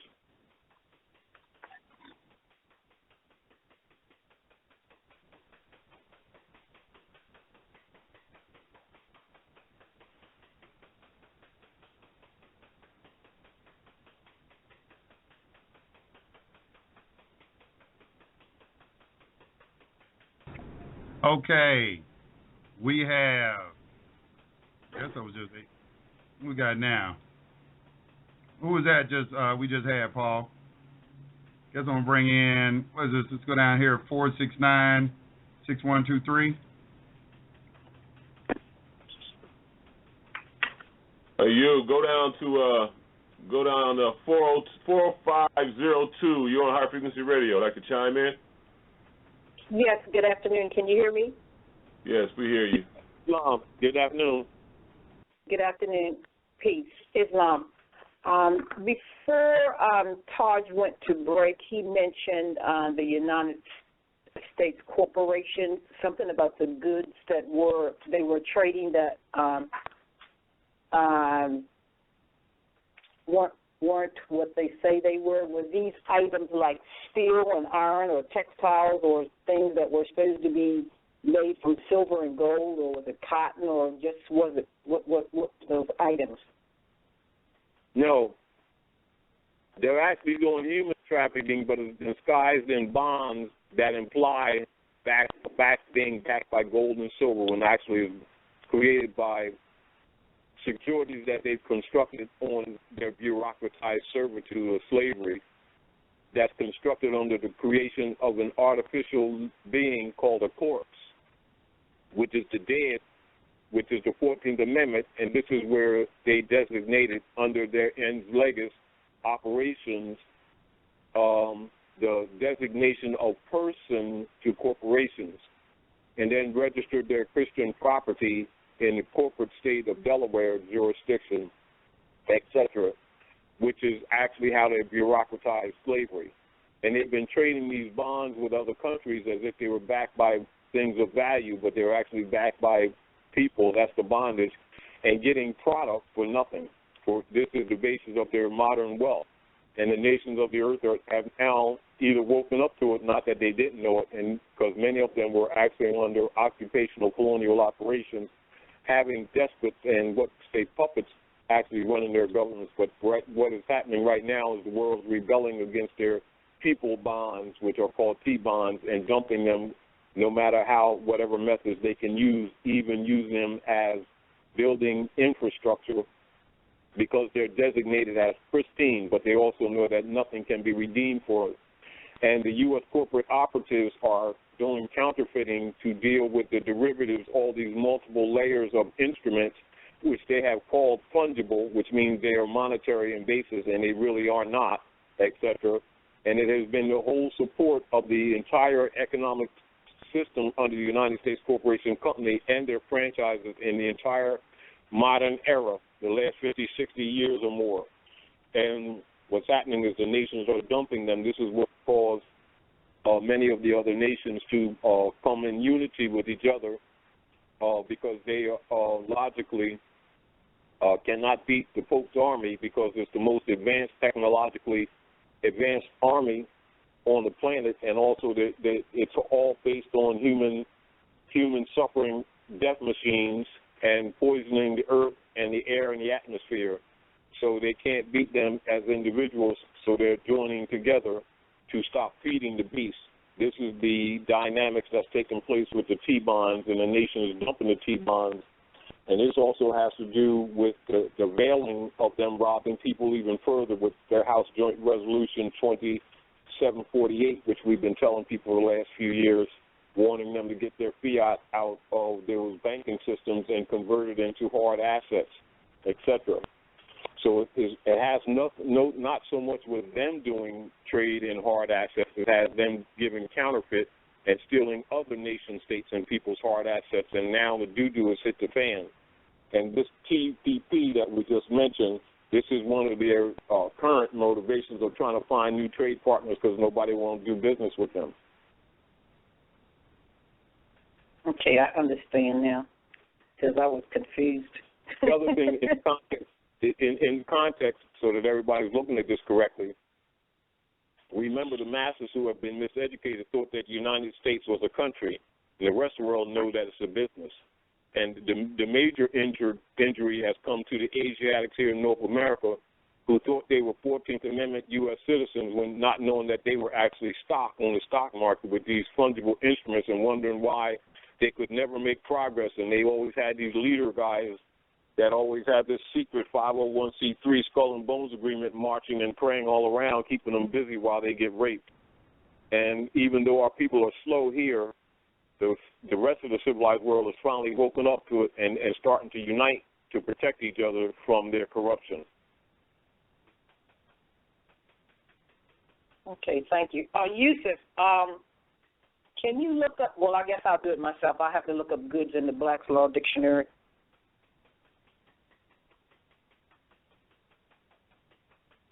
Okay, thank you. All right, you're welcome.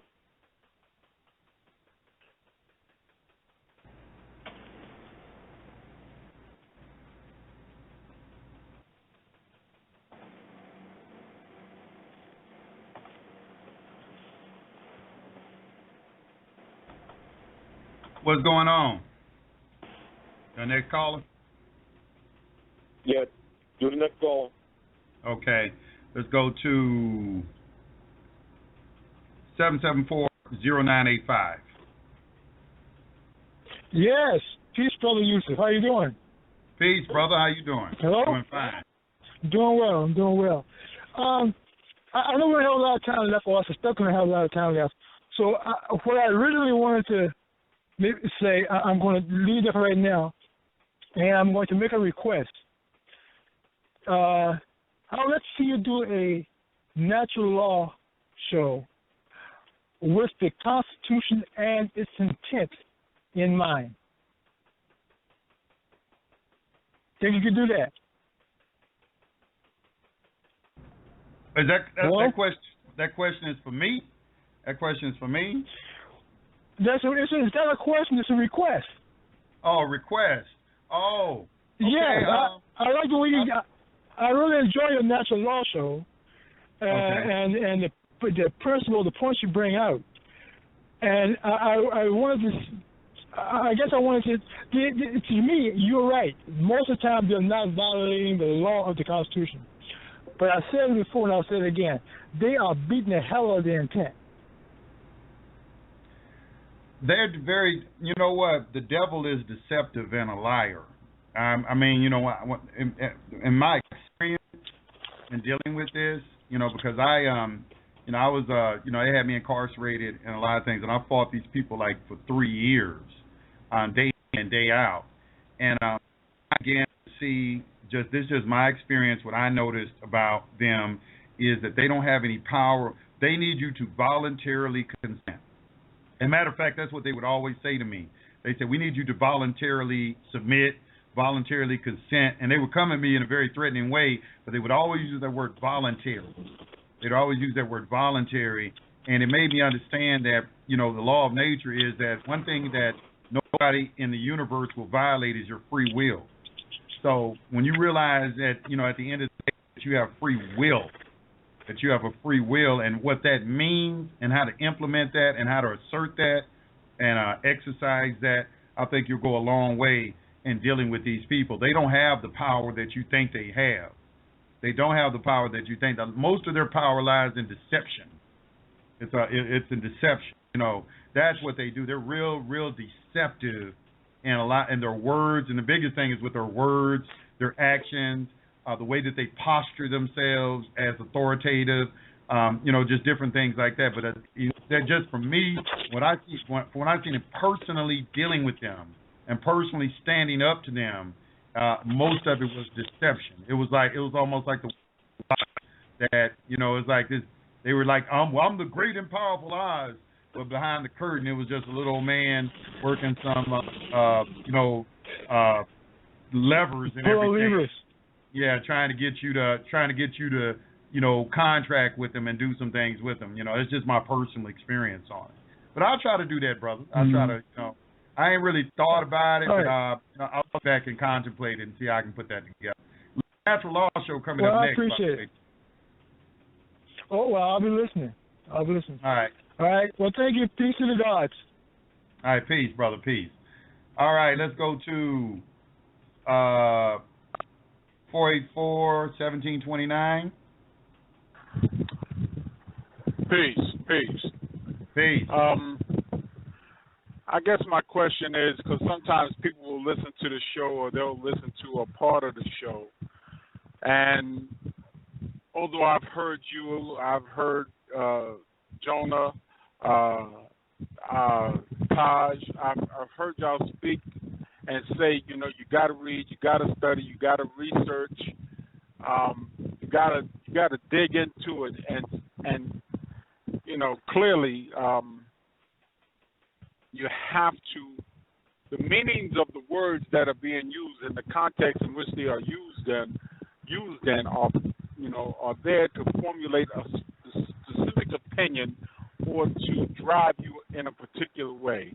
And part of each individual's personal obligation is to make sure that with the various meanings of the bastardized English language, which it'll do to you, if you take a word out of context or you don't see it in the light that they're giving, it almost seems like that ain't what you said. But then once it's rephrased or looked up or looked into, especially with the use of law dictionaries, I mean, of course we use Black's Law. That's what they've been going with, Bouvier's, Ballantyne's.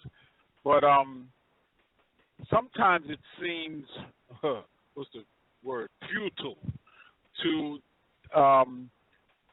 do a lot of paperwork to have somebody try to continue to deny you, you know, and it almost seems,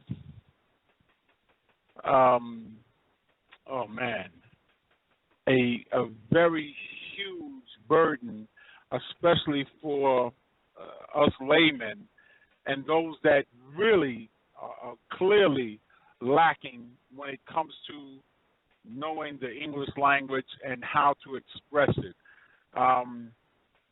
So the importance, I'm asking my question, I know I made this kind of lengthy, I didn't mean to do that, is that do the necessary steps to secure, you know, your allegiance, your straw man, and the properties that belong to it so that you can secure yourself. That's the question. I just wanted to make sure, because sometimes I listen to other people. Are you directing that question toward me or Taj? Well, you and Taj. I think that... I'm going to give you my opinion on this. I've never seen any instructions written down on the proper way to do anything. There isn't any, you know, in written in stone, you have to do it this way or you have to do it that way. That's why we have all these gurus that are popping up giving you their opinion. I'm going to tell you what kind of man that I am. I'm a man that does my own research. I know how to read, and I'm very intelligent. I'm articulate, and I made it a practice to look up every word. One thing that I live by is I do not pass a word I don't understand. If I read something and there's a word I don't know the meaning of, I stop and look it up. That is a habit that I live by. That's a habit of mine. So with that being said, I went through a period where I didn't believe in filing any paperwork. I went because I really felt in my soul, why do I have to tell another man who I am if I already know who I am? Why does this white man over here, I got to tell him, give him some paperwork that will basically, you know, tell him my stats so he won't look at me as a slave or in some sort of subservient type position. Why do I have to give him some sort of notice or something like that when he came out between the legs of a woman just like I did? You know what I'm saying? Like, you came out between a woman's legs just like me. You ain't my God. You're not my superior. You're not anything. So that is a premise that I started off with, which I think that was really good for me because it gave me the right attitude in order to assert myself in particular situations, vice with government operatives. The next thing is, you know, I began, as my studies began to increase, I began to understand that it's predicated on your conduct and implications and so forth. So a lot of our conduct, we are in conduct that we've been kind of like, you know, taught to engage in, you know, because a lot of us have public education and all of this.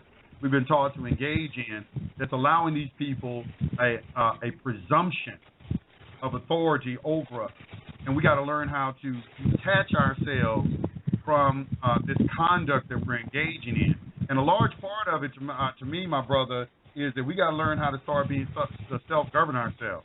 We got to learn what are our natural rights, our birthrights, whatever you want to call it, and start exercising that. And in doing that, I think when you start to study things for yourself, you'll begin to see what was stated in the Bible: render unto Caesar what is Caesar, and unto the Lord what is the Lord. A lot of this is based off of spirituality, and I don't hear a lot of people talk about that. It's spiritual.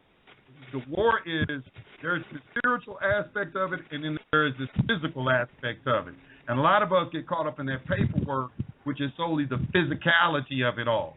It's like, what paperwork I got to file, what paperwork I got to file, what paperwork I got to file. But everybody doesn't want to pay attention to their spiritual development, adjusting their conduct.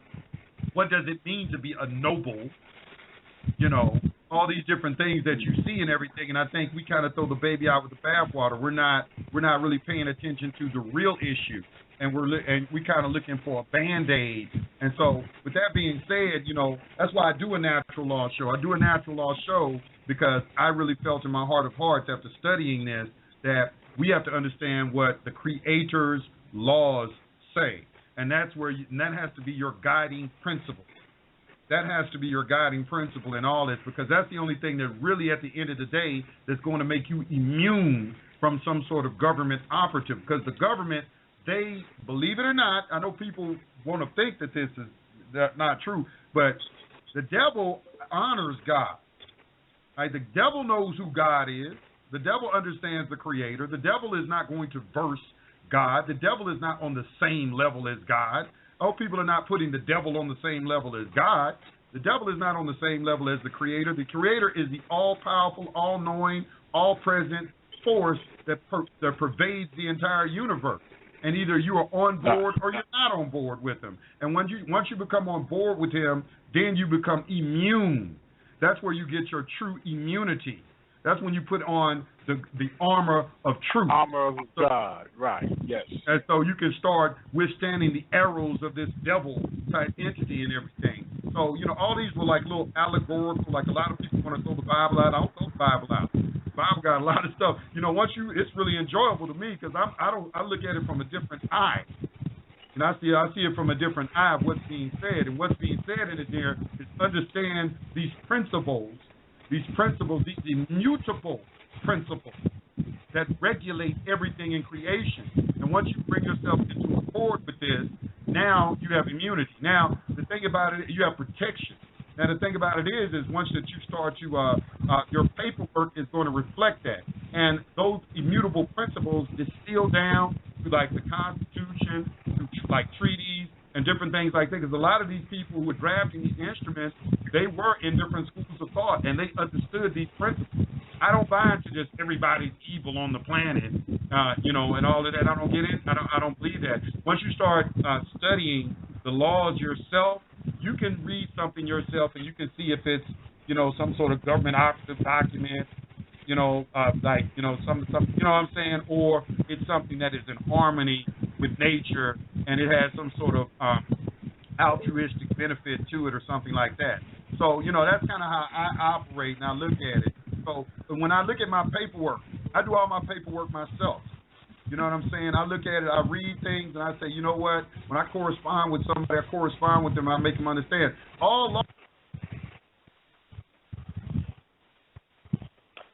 Okay, Yusuf just went out.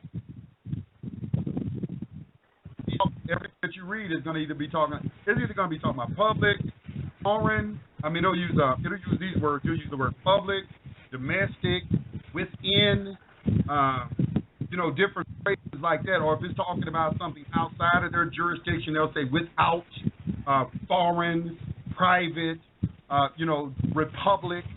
All of these words are synonymous terms but there's only a polarity in everything in the universe. There's two sides to everything. And that's no exception with the law. So if you understand that natural law principle, that there are two sides to everything, there's a public and private side. There's a Caesar and there's a Lord. There's a government, you know what I'm saying? And you'll see that, begin to see that in everything. And once you begin to see that, you'll kind of get a sense on how you need to move. And that's all I'm going to say on it. I appreciate it. Yeah, Todd, you got anything you want to add? That's the duality character. And that is the physical principle of that has a front, has a back. Metaphysically, we refer to as a higher self and a lower self. It's also in reference to, if you will find God, you will find him within. You'll find the devil, you will find him within. He's called self. It's also in relationship to understanding that the Europeans under their colonial operations are very well aware of the Federal Education Board was set in place in 1902, which reduced the use of the same. The people who have been put under that system of operation were they were being educated and they were really being docile. You can check that out in the records, etc. And keep in mind also when you talk about the Clearfield Doctrine, also the duality of the American Constitution with the coup of 1871, whereas most people don't know the difference between the Constitution for the United States of America and the Constitution of the United States of America. You're talking public and private all at the same time. And then you're talking about the impostorship of the persons who claim to be government. They become government when you call them the government. Other than that, they're just simply private guys, like Mr. said, behind the curtain. One of the things also that they're operating is, and this is what people have to keep in mind, is because they're doing what you call belligerent occupation of a land that is not theirs by default. You have to exchange with them, which means we can't just take a mere attitude that we can't observe them. Meanwhile, they're robbing your houses, they're killing people on the street. They're like, for instance, the gangs of New York, which people don't know is the gangs of New York. They call them policemen. They don't know it's the world's largest private gang. To protect the cancer companies, i.e. the tobacco sellers, they'll see a brother, selling cigarettes on the street and literally shoot him or choke him. And people get confused about that, and it's only because they don't understand these people's real motive. Do you see the point? Or even the reality of politics that they're operating. They're actually using, they're exercising private for profit benefit using the powers of public government. And this is where the deception comes in. This is why I always tell people, whenever they're analyzing anything concerning these operatives, study the Clearfield Doctrine intently so that you can understand the stare decisis and res judicata nature behind the Clearfield Doctrine. And the principle behind it is that those representatives for the Clearfield Company was telling them that we ain't taking that hit. The hit you trying to put on us, that's for the dummies. But we know that you're just simply a private corporation, no different than Sears or McDonald's. So don't try to pull that shit on us. That's basically what the Clearfield Doctrine is. You see the whole point? But for the masses, the masses are still confused because the masses still think that they're government. They're like Yusuf was saying, they're acting with authority, playing with authority, and then they come in people's busting people's houses, kill 70, 92-year-old women, shoot them, and just accuse them that they had drugs and that they was looking for some drug dealer. Then after that, the city or the bankers actually steal her house and her estate, which was really behind it, so they don't publish that. They'll say that they was coming in her house looking for some drug dealers, but it was a mistake, and really they were sent there to kill her because they was taking her house. See the point? Different things like that. These people do that, so it's not like people can just metaphysically just avoid them because they have essentially set up a war machine for supporting their conquest. Also, in relationship to language, keep in mind, this is one of the reasons why the General Education Board, by design, does not teach the Etymology principle or the Etymology degree, which is actually third-grade grammatical principle to the people that they brand as Negro, Black, and colored, etc., because those are the bases of reading. And the Etymology is two words, what an egg or seed is to life, etc.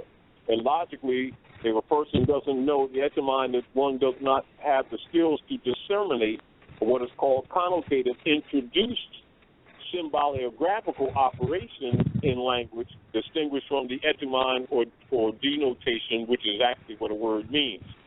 As an example, say as an example, when you look at the word black, because many of our people call themselves black, right? Right. A basic etymon degree for a third grader would be simply this. You don't start going into the linear definitions. The first thing you do is put it in its proper matrix, which means womb, its mother, or part of speech, which are 8 parts of speech. So you look at the word black, and immediately most people will start going into linear entry instead of looking at the matrix for the part of speech which is right after, which is A or AGJ, which is an adjective. Now, logically, a third grader who's been properly educated recognizes that an adjective is a modifier, and in a modifier noun, etc., and it describes, it does not identify. Immediately, the scholar knows that can't be the identity of any people, but yet some other people claim to be scholars to talk about black identity, don't they? Yeah. Then you go to the etymon right after, which is the square brackets. Immediately, that's presented even before the linear entry, and it'll say ME, which is Middle English. Then you go to the appendix of the book, or to the front of the book, the directive, and it'll give you Middle English, and it'll go 1100 to 1500, and then it'll show you it's derived from Old High German. And so 1100 to 1500, which means that word don't go past 1100 on the planet. So now when a scholar tells you the ancient black gods of Egypt, is he telling you or is he lying?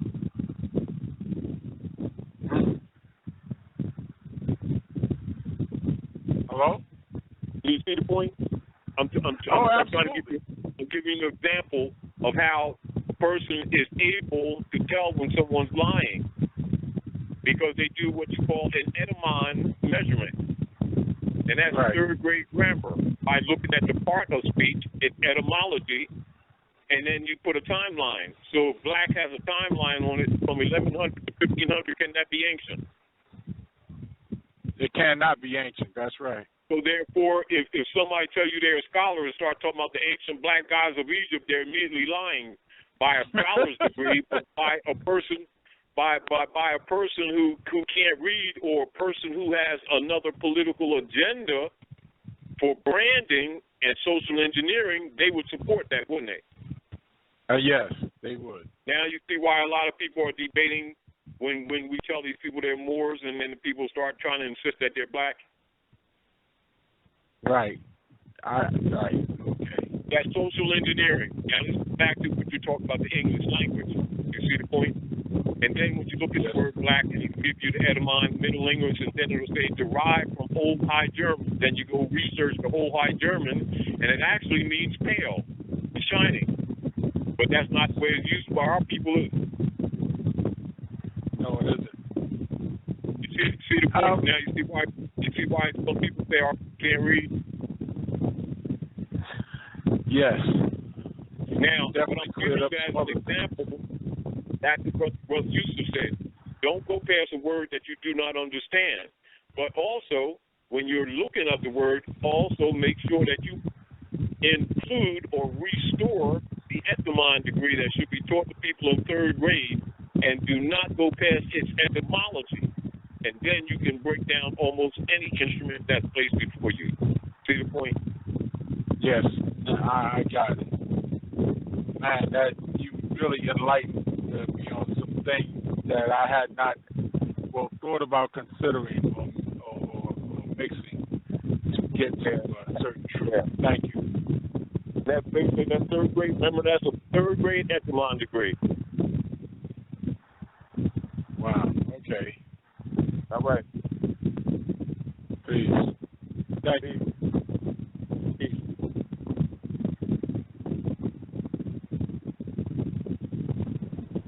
All right.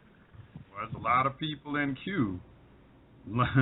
Let's go down to Philly real quick. 412-1568. You're on High Frequency Radio. Hey, Yusuf, how you doing? Good, brother. How you doing? I'm not in Philly. I'm on the West Coast of Pennsylvania. Oh, you're in the West Coast now? That's where I've always been. 412 West Coast, Pennsylvania. Oh, it is? Oh, okay. My bad. Philly's East Coast. Okay.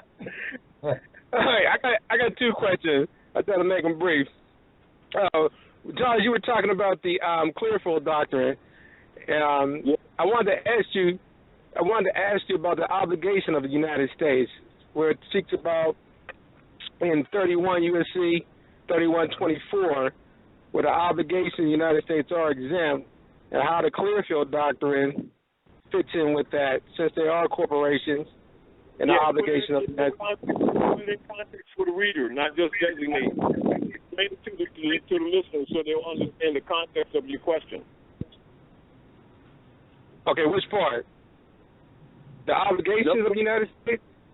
Yeah, because their obligation, because they're essentially an occupational government, and in any so-called debt they're supposed to discharge. That's what their obligations are. But, the masses aren't aware of that stuff. Okay, with the obligation being a Federal Reserve note, like T-bonds and, well, they look it up. I think it's under Title 12. It'll say what the obligations are. I'm taking for granted. I was figuring out. I thought that most of the readers, listeners, knew what it was. But how does that play into context as far as the Clearfield Doctrine, being as though they're like Walmart? This is what it is. The Clearfield Doctrine, to keep it very simple for the average listener, the Clearfield Doctrine establishes unequivocally that these people that people keep calling government is not the government, period. That's cut and dry. Do you understand? And yes, everybody must get that through their heads and stop referring to them as being who they are not. That's number one. Number two, they're a private corporation issuing private corporate paper, misrepresenting those instruments as fungible. Therefore, any liabilities created by those instruments, the burden is on them, or the debt is on them, not the people. Because what they've been doing by virtue of creating those alleged pseudo fungible instruments, which they are not, they've created private debt and converting it into a public venue. This is why they keep muddying the water between public and private. You see the point? Yeah, well, when they're saying the obligation of the United States in the Supreme Court case, saying that they're exempt from local and state taxation, so I'm trying to figure out, with the Clearfield Doctrine and, this other case also. But it's all basically because the local and states, that's what you must understand, the corporate state entities are a part of them. That's like taxing themselves. Oh, okay. All right. The people got to make it very clear on what government is and what it is not. And this is why they got to understand the difference between a living person, breathing, sentient man, woman, or child designated as person, and a corporate person, which is also the dead, which is why they keep mixing the public and the private, and then they take their private law, 14th Amendment, designated on the people, communicate with them on that basis, and this is where Brother Yusuf is saying, they're deceiving people, and then people start talking to them with an implied obligation that doesn't exist. But it exists on paper under that corporate entity, implied by some fungible instrument that they created and put on the stock market, and then they're trying to say that you, the natural people, are in debt and calling it a national debt. There is no damn national debt. The nation is being robbed by this private corporate entity persons, etc., who have been impossible as nations, and they've created debt with their counterfeit instruments and then trying to convert it back to the public. Problem. Yeah, you know what? I've learned a lot from listening to you and Yusuf. Because from listening to you and Yusuf, I've learned that all this is all boiling down to, since there is no money, and this obligation is a bogus obligation. Stop, back up. There is money. They've been robbing us of money, and they've created counterfeit in its place, and then claim that we're in debt. That's it. Yeah, I understand that. Well, basically, the fake obligation is basically saying you owe them on a fake obligation, and you're up going out working every day for something that really doesn't exist. It's just in the slavery business. This is what it is. They actually robbed you and are taxing you for the benefit of being robbed. Right. When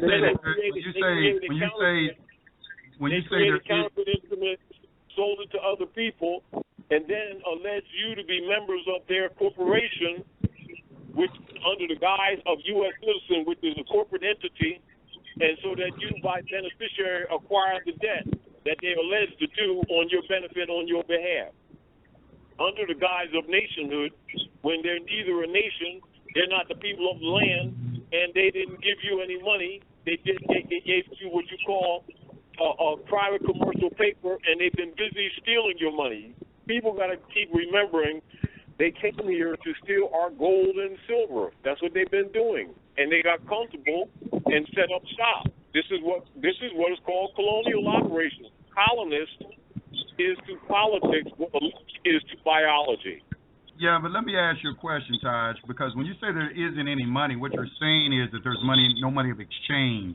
All they have is money of account now, which are debt instruments. Yeah, because right, because when we just loosely use the term there is no money, then we're lying. That's like me stealing your bike and disallowing you use of your bike or your resources. Then you're saying there is no bike. No, you don't have access to your bike. When you say there is no money, it's a rule. When you approach commerce, right, when you approach commerce, there's 4 rules. Rule number 1 is there's a public and a private. There is no money. Stay in honor at all costs and do not participate in public controversy. Those are rules that operate on the monopoly board. When you're on the monopoly board, there isn't any money. Everything you put on the monopoly board is monopoly money. And when you come back into the republic or on the private side, yes, you have gold, you have silver, you have assets that you can engage in or money of exchange that you can engage in, but they don't operate. You can't take no gold or silver into the grocery. And yes, I understand that. I understand that's not really where I was coming from. Okay. I was coming from the perspective. That when these people claim to be government, and you hold them as government, and that's what the relationship is that you're presenting, that Article 1, Section 10 commands that all debts must be satisfied only with gold or silver coins. And the fact has been that their corporations has not only just robbed us, but they've been going to and fro the earth, robbing other nations of their gold, etc., which is also why they killed Gaddafi, to steal his gold. This is also what they did in Crimea. This is all they did in Kosovo. This is also what they did in Egypt. They didn't get it all. This is also what they're trying to do in Syria, although they didn't successfully get it yet. This is these wars they've been running around doing. They've been stealing people's gold, which is the money. You know, and when we say that there's no money, yes, and we're talking in context of government, it gives the impression to people who may not understand that refinement of that argument that there isn't any money when it's not true. What you have is these private corporate entities, persons under colonial operations and the Treaty of Verona going to and fro the earth, devouring nations, robbing up their gold and silver, etc., giving them counterfeit derivative instruments and calling it money, and then calling the people in debt with false instruments that create that is not money, and then at the same time hold them by force of arms accountable to gold and silver. This is basically what they did in the Federal Reserve Act, that they took gold, etc., or they gave people artificial instruments as fungible and commanded that it be paid back in gold and silver. And this is how they've drained, etc., which is the people's money or gold, etc. This is the foundation of the corruption that's going on right now, which is also derivative of that coup of 1871. That's why I'm also careful when people just make the statement loosely that there is no money. But I do understand the venue that there is no operations of money because you're dealing with a state. Right. But let me say one more thing. Let me say one more thing though. What I wanted to say was the most valuable thing they're stealing from you is not money. The most valuable thing that you have is your time. Anytime they print, they print the money up, but you got to work for it. They're stealing your labor, they're stealing your time, and they're stealing your generation. The next generation is labor. You're exactly right. See, but that's part of the deception, and that is actually just what you said is actually described even by them in House Joint Resolution 192. That's why we tell people to study it, because they're not without consciousness of the deception that they're doing. What you find is that the people are not conscious of the deception that they're doing. You see the whole point? So when you look at House Joint Resolution 192, they're telling you exactly that. They're hypothecating the labor, the all non-profit organizations,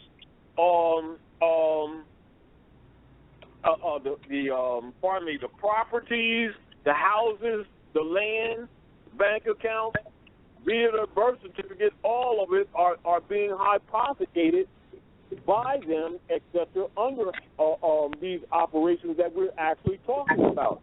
And this is why they'll tell you, even in the congressional records, that it's an established fact that the United States federal government has been dissolved. And when you think about the Sina Dia action that took place in about May the 10th of 1861, then the coup of 1871, etc., you can understand the conversion of the Emergency Banking Act when expressed or coming out on March the 9th of 1933, 48 Statute 1 Public Law 89-719, which declared by President Roosevelt being bankrupt and insolvent, and during the House Joint Resolution 192, 73rd Congress, in session June the 5th of 1933.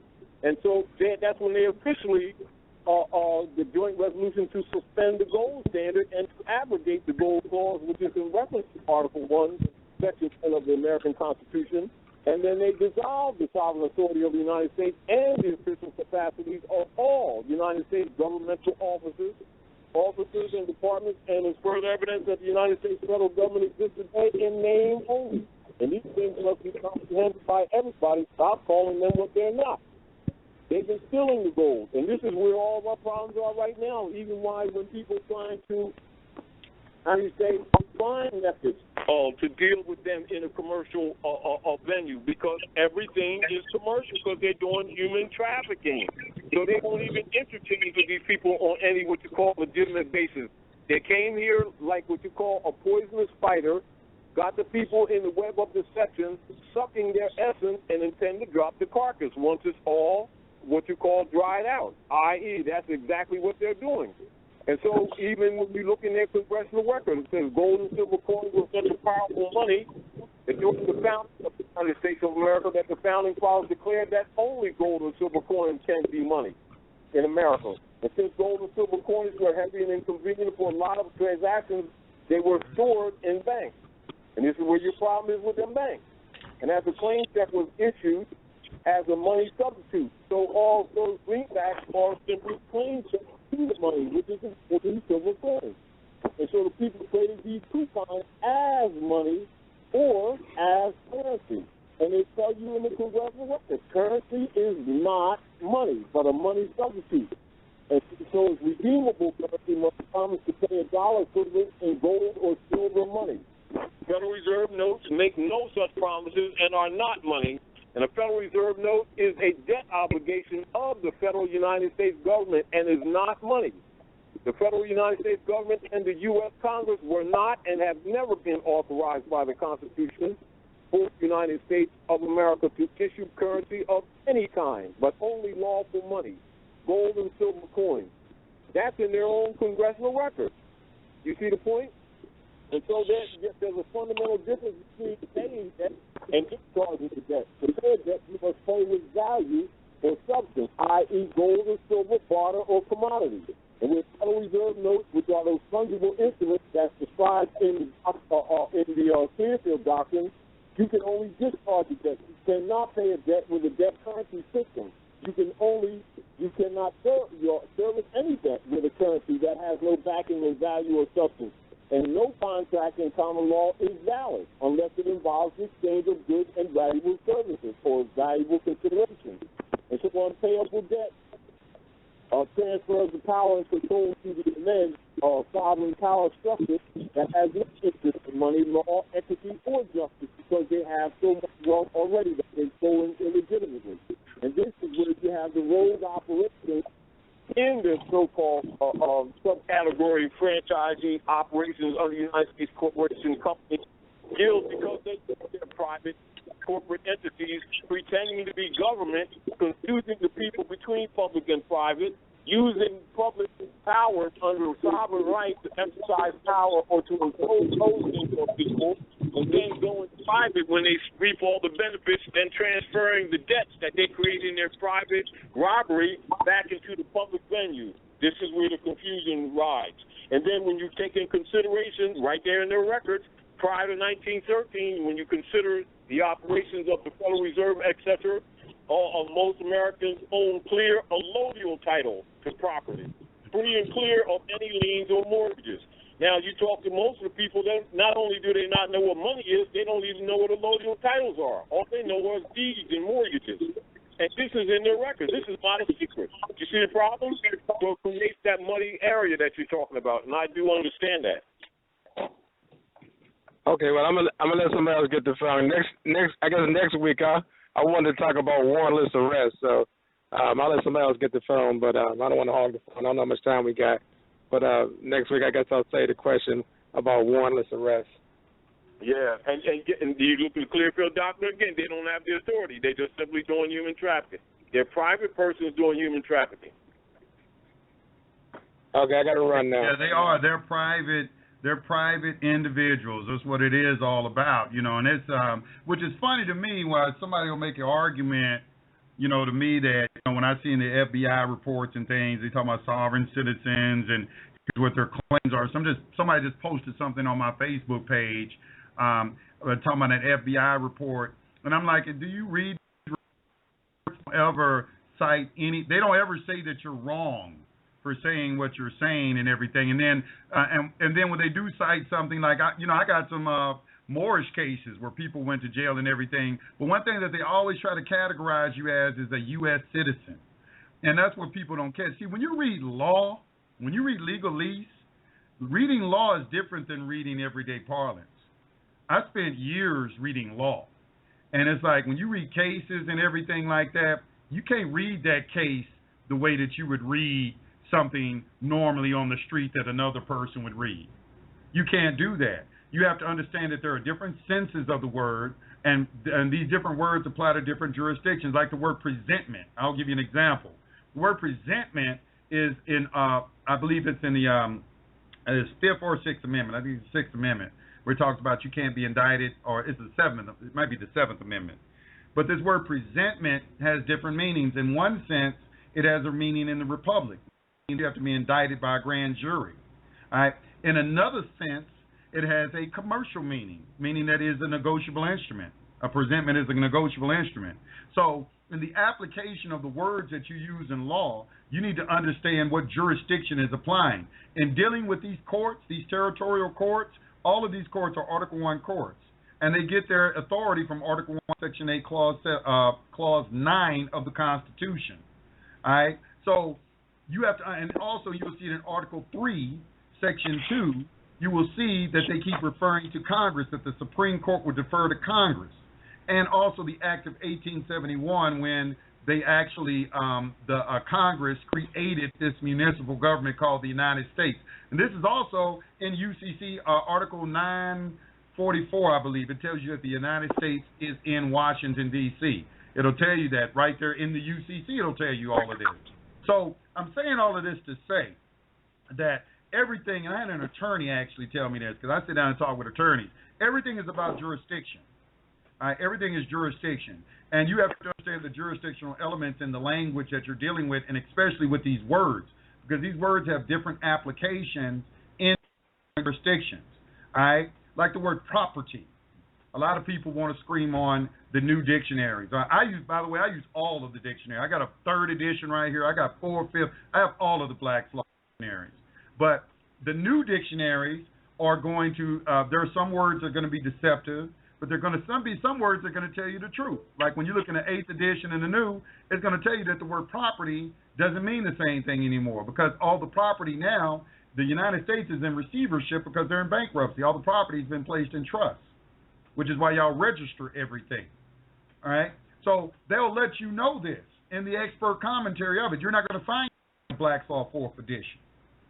You're going to find that in a Black's Law 3rd edition. You're not going to find it. Those are common law dictionaries where the judges are telling you the definitions of the words. That's why they have case citations after each of the words. It's called a common law dictionary, which the judges are going to tell you what the application of the word is. Just like when you read a statute, they're going to have definitions at the beginning that takes precedence over anything that you're going to read in any law dictionary anywhere, because they're telling you what they mean, what they say the word means as it is applied in this particular code. Not what you think it means or anything, not what it applies in everyday parlance or everything like that. So a lot of people are not ready to really deal with law. They're really not real law students and everything. Law is its own different sphere. We have to be students of the law, and we have to have a little bit more respect for the law. Because what I see with a lot of Moors is they don't have respect.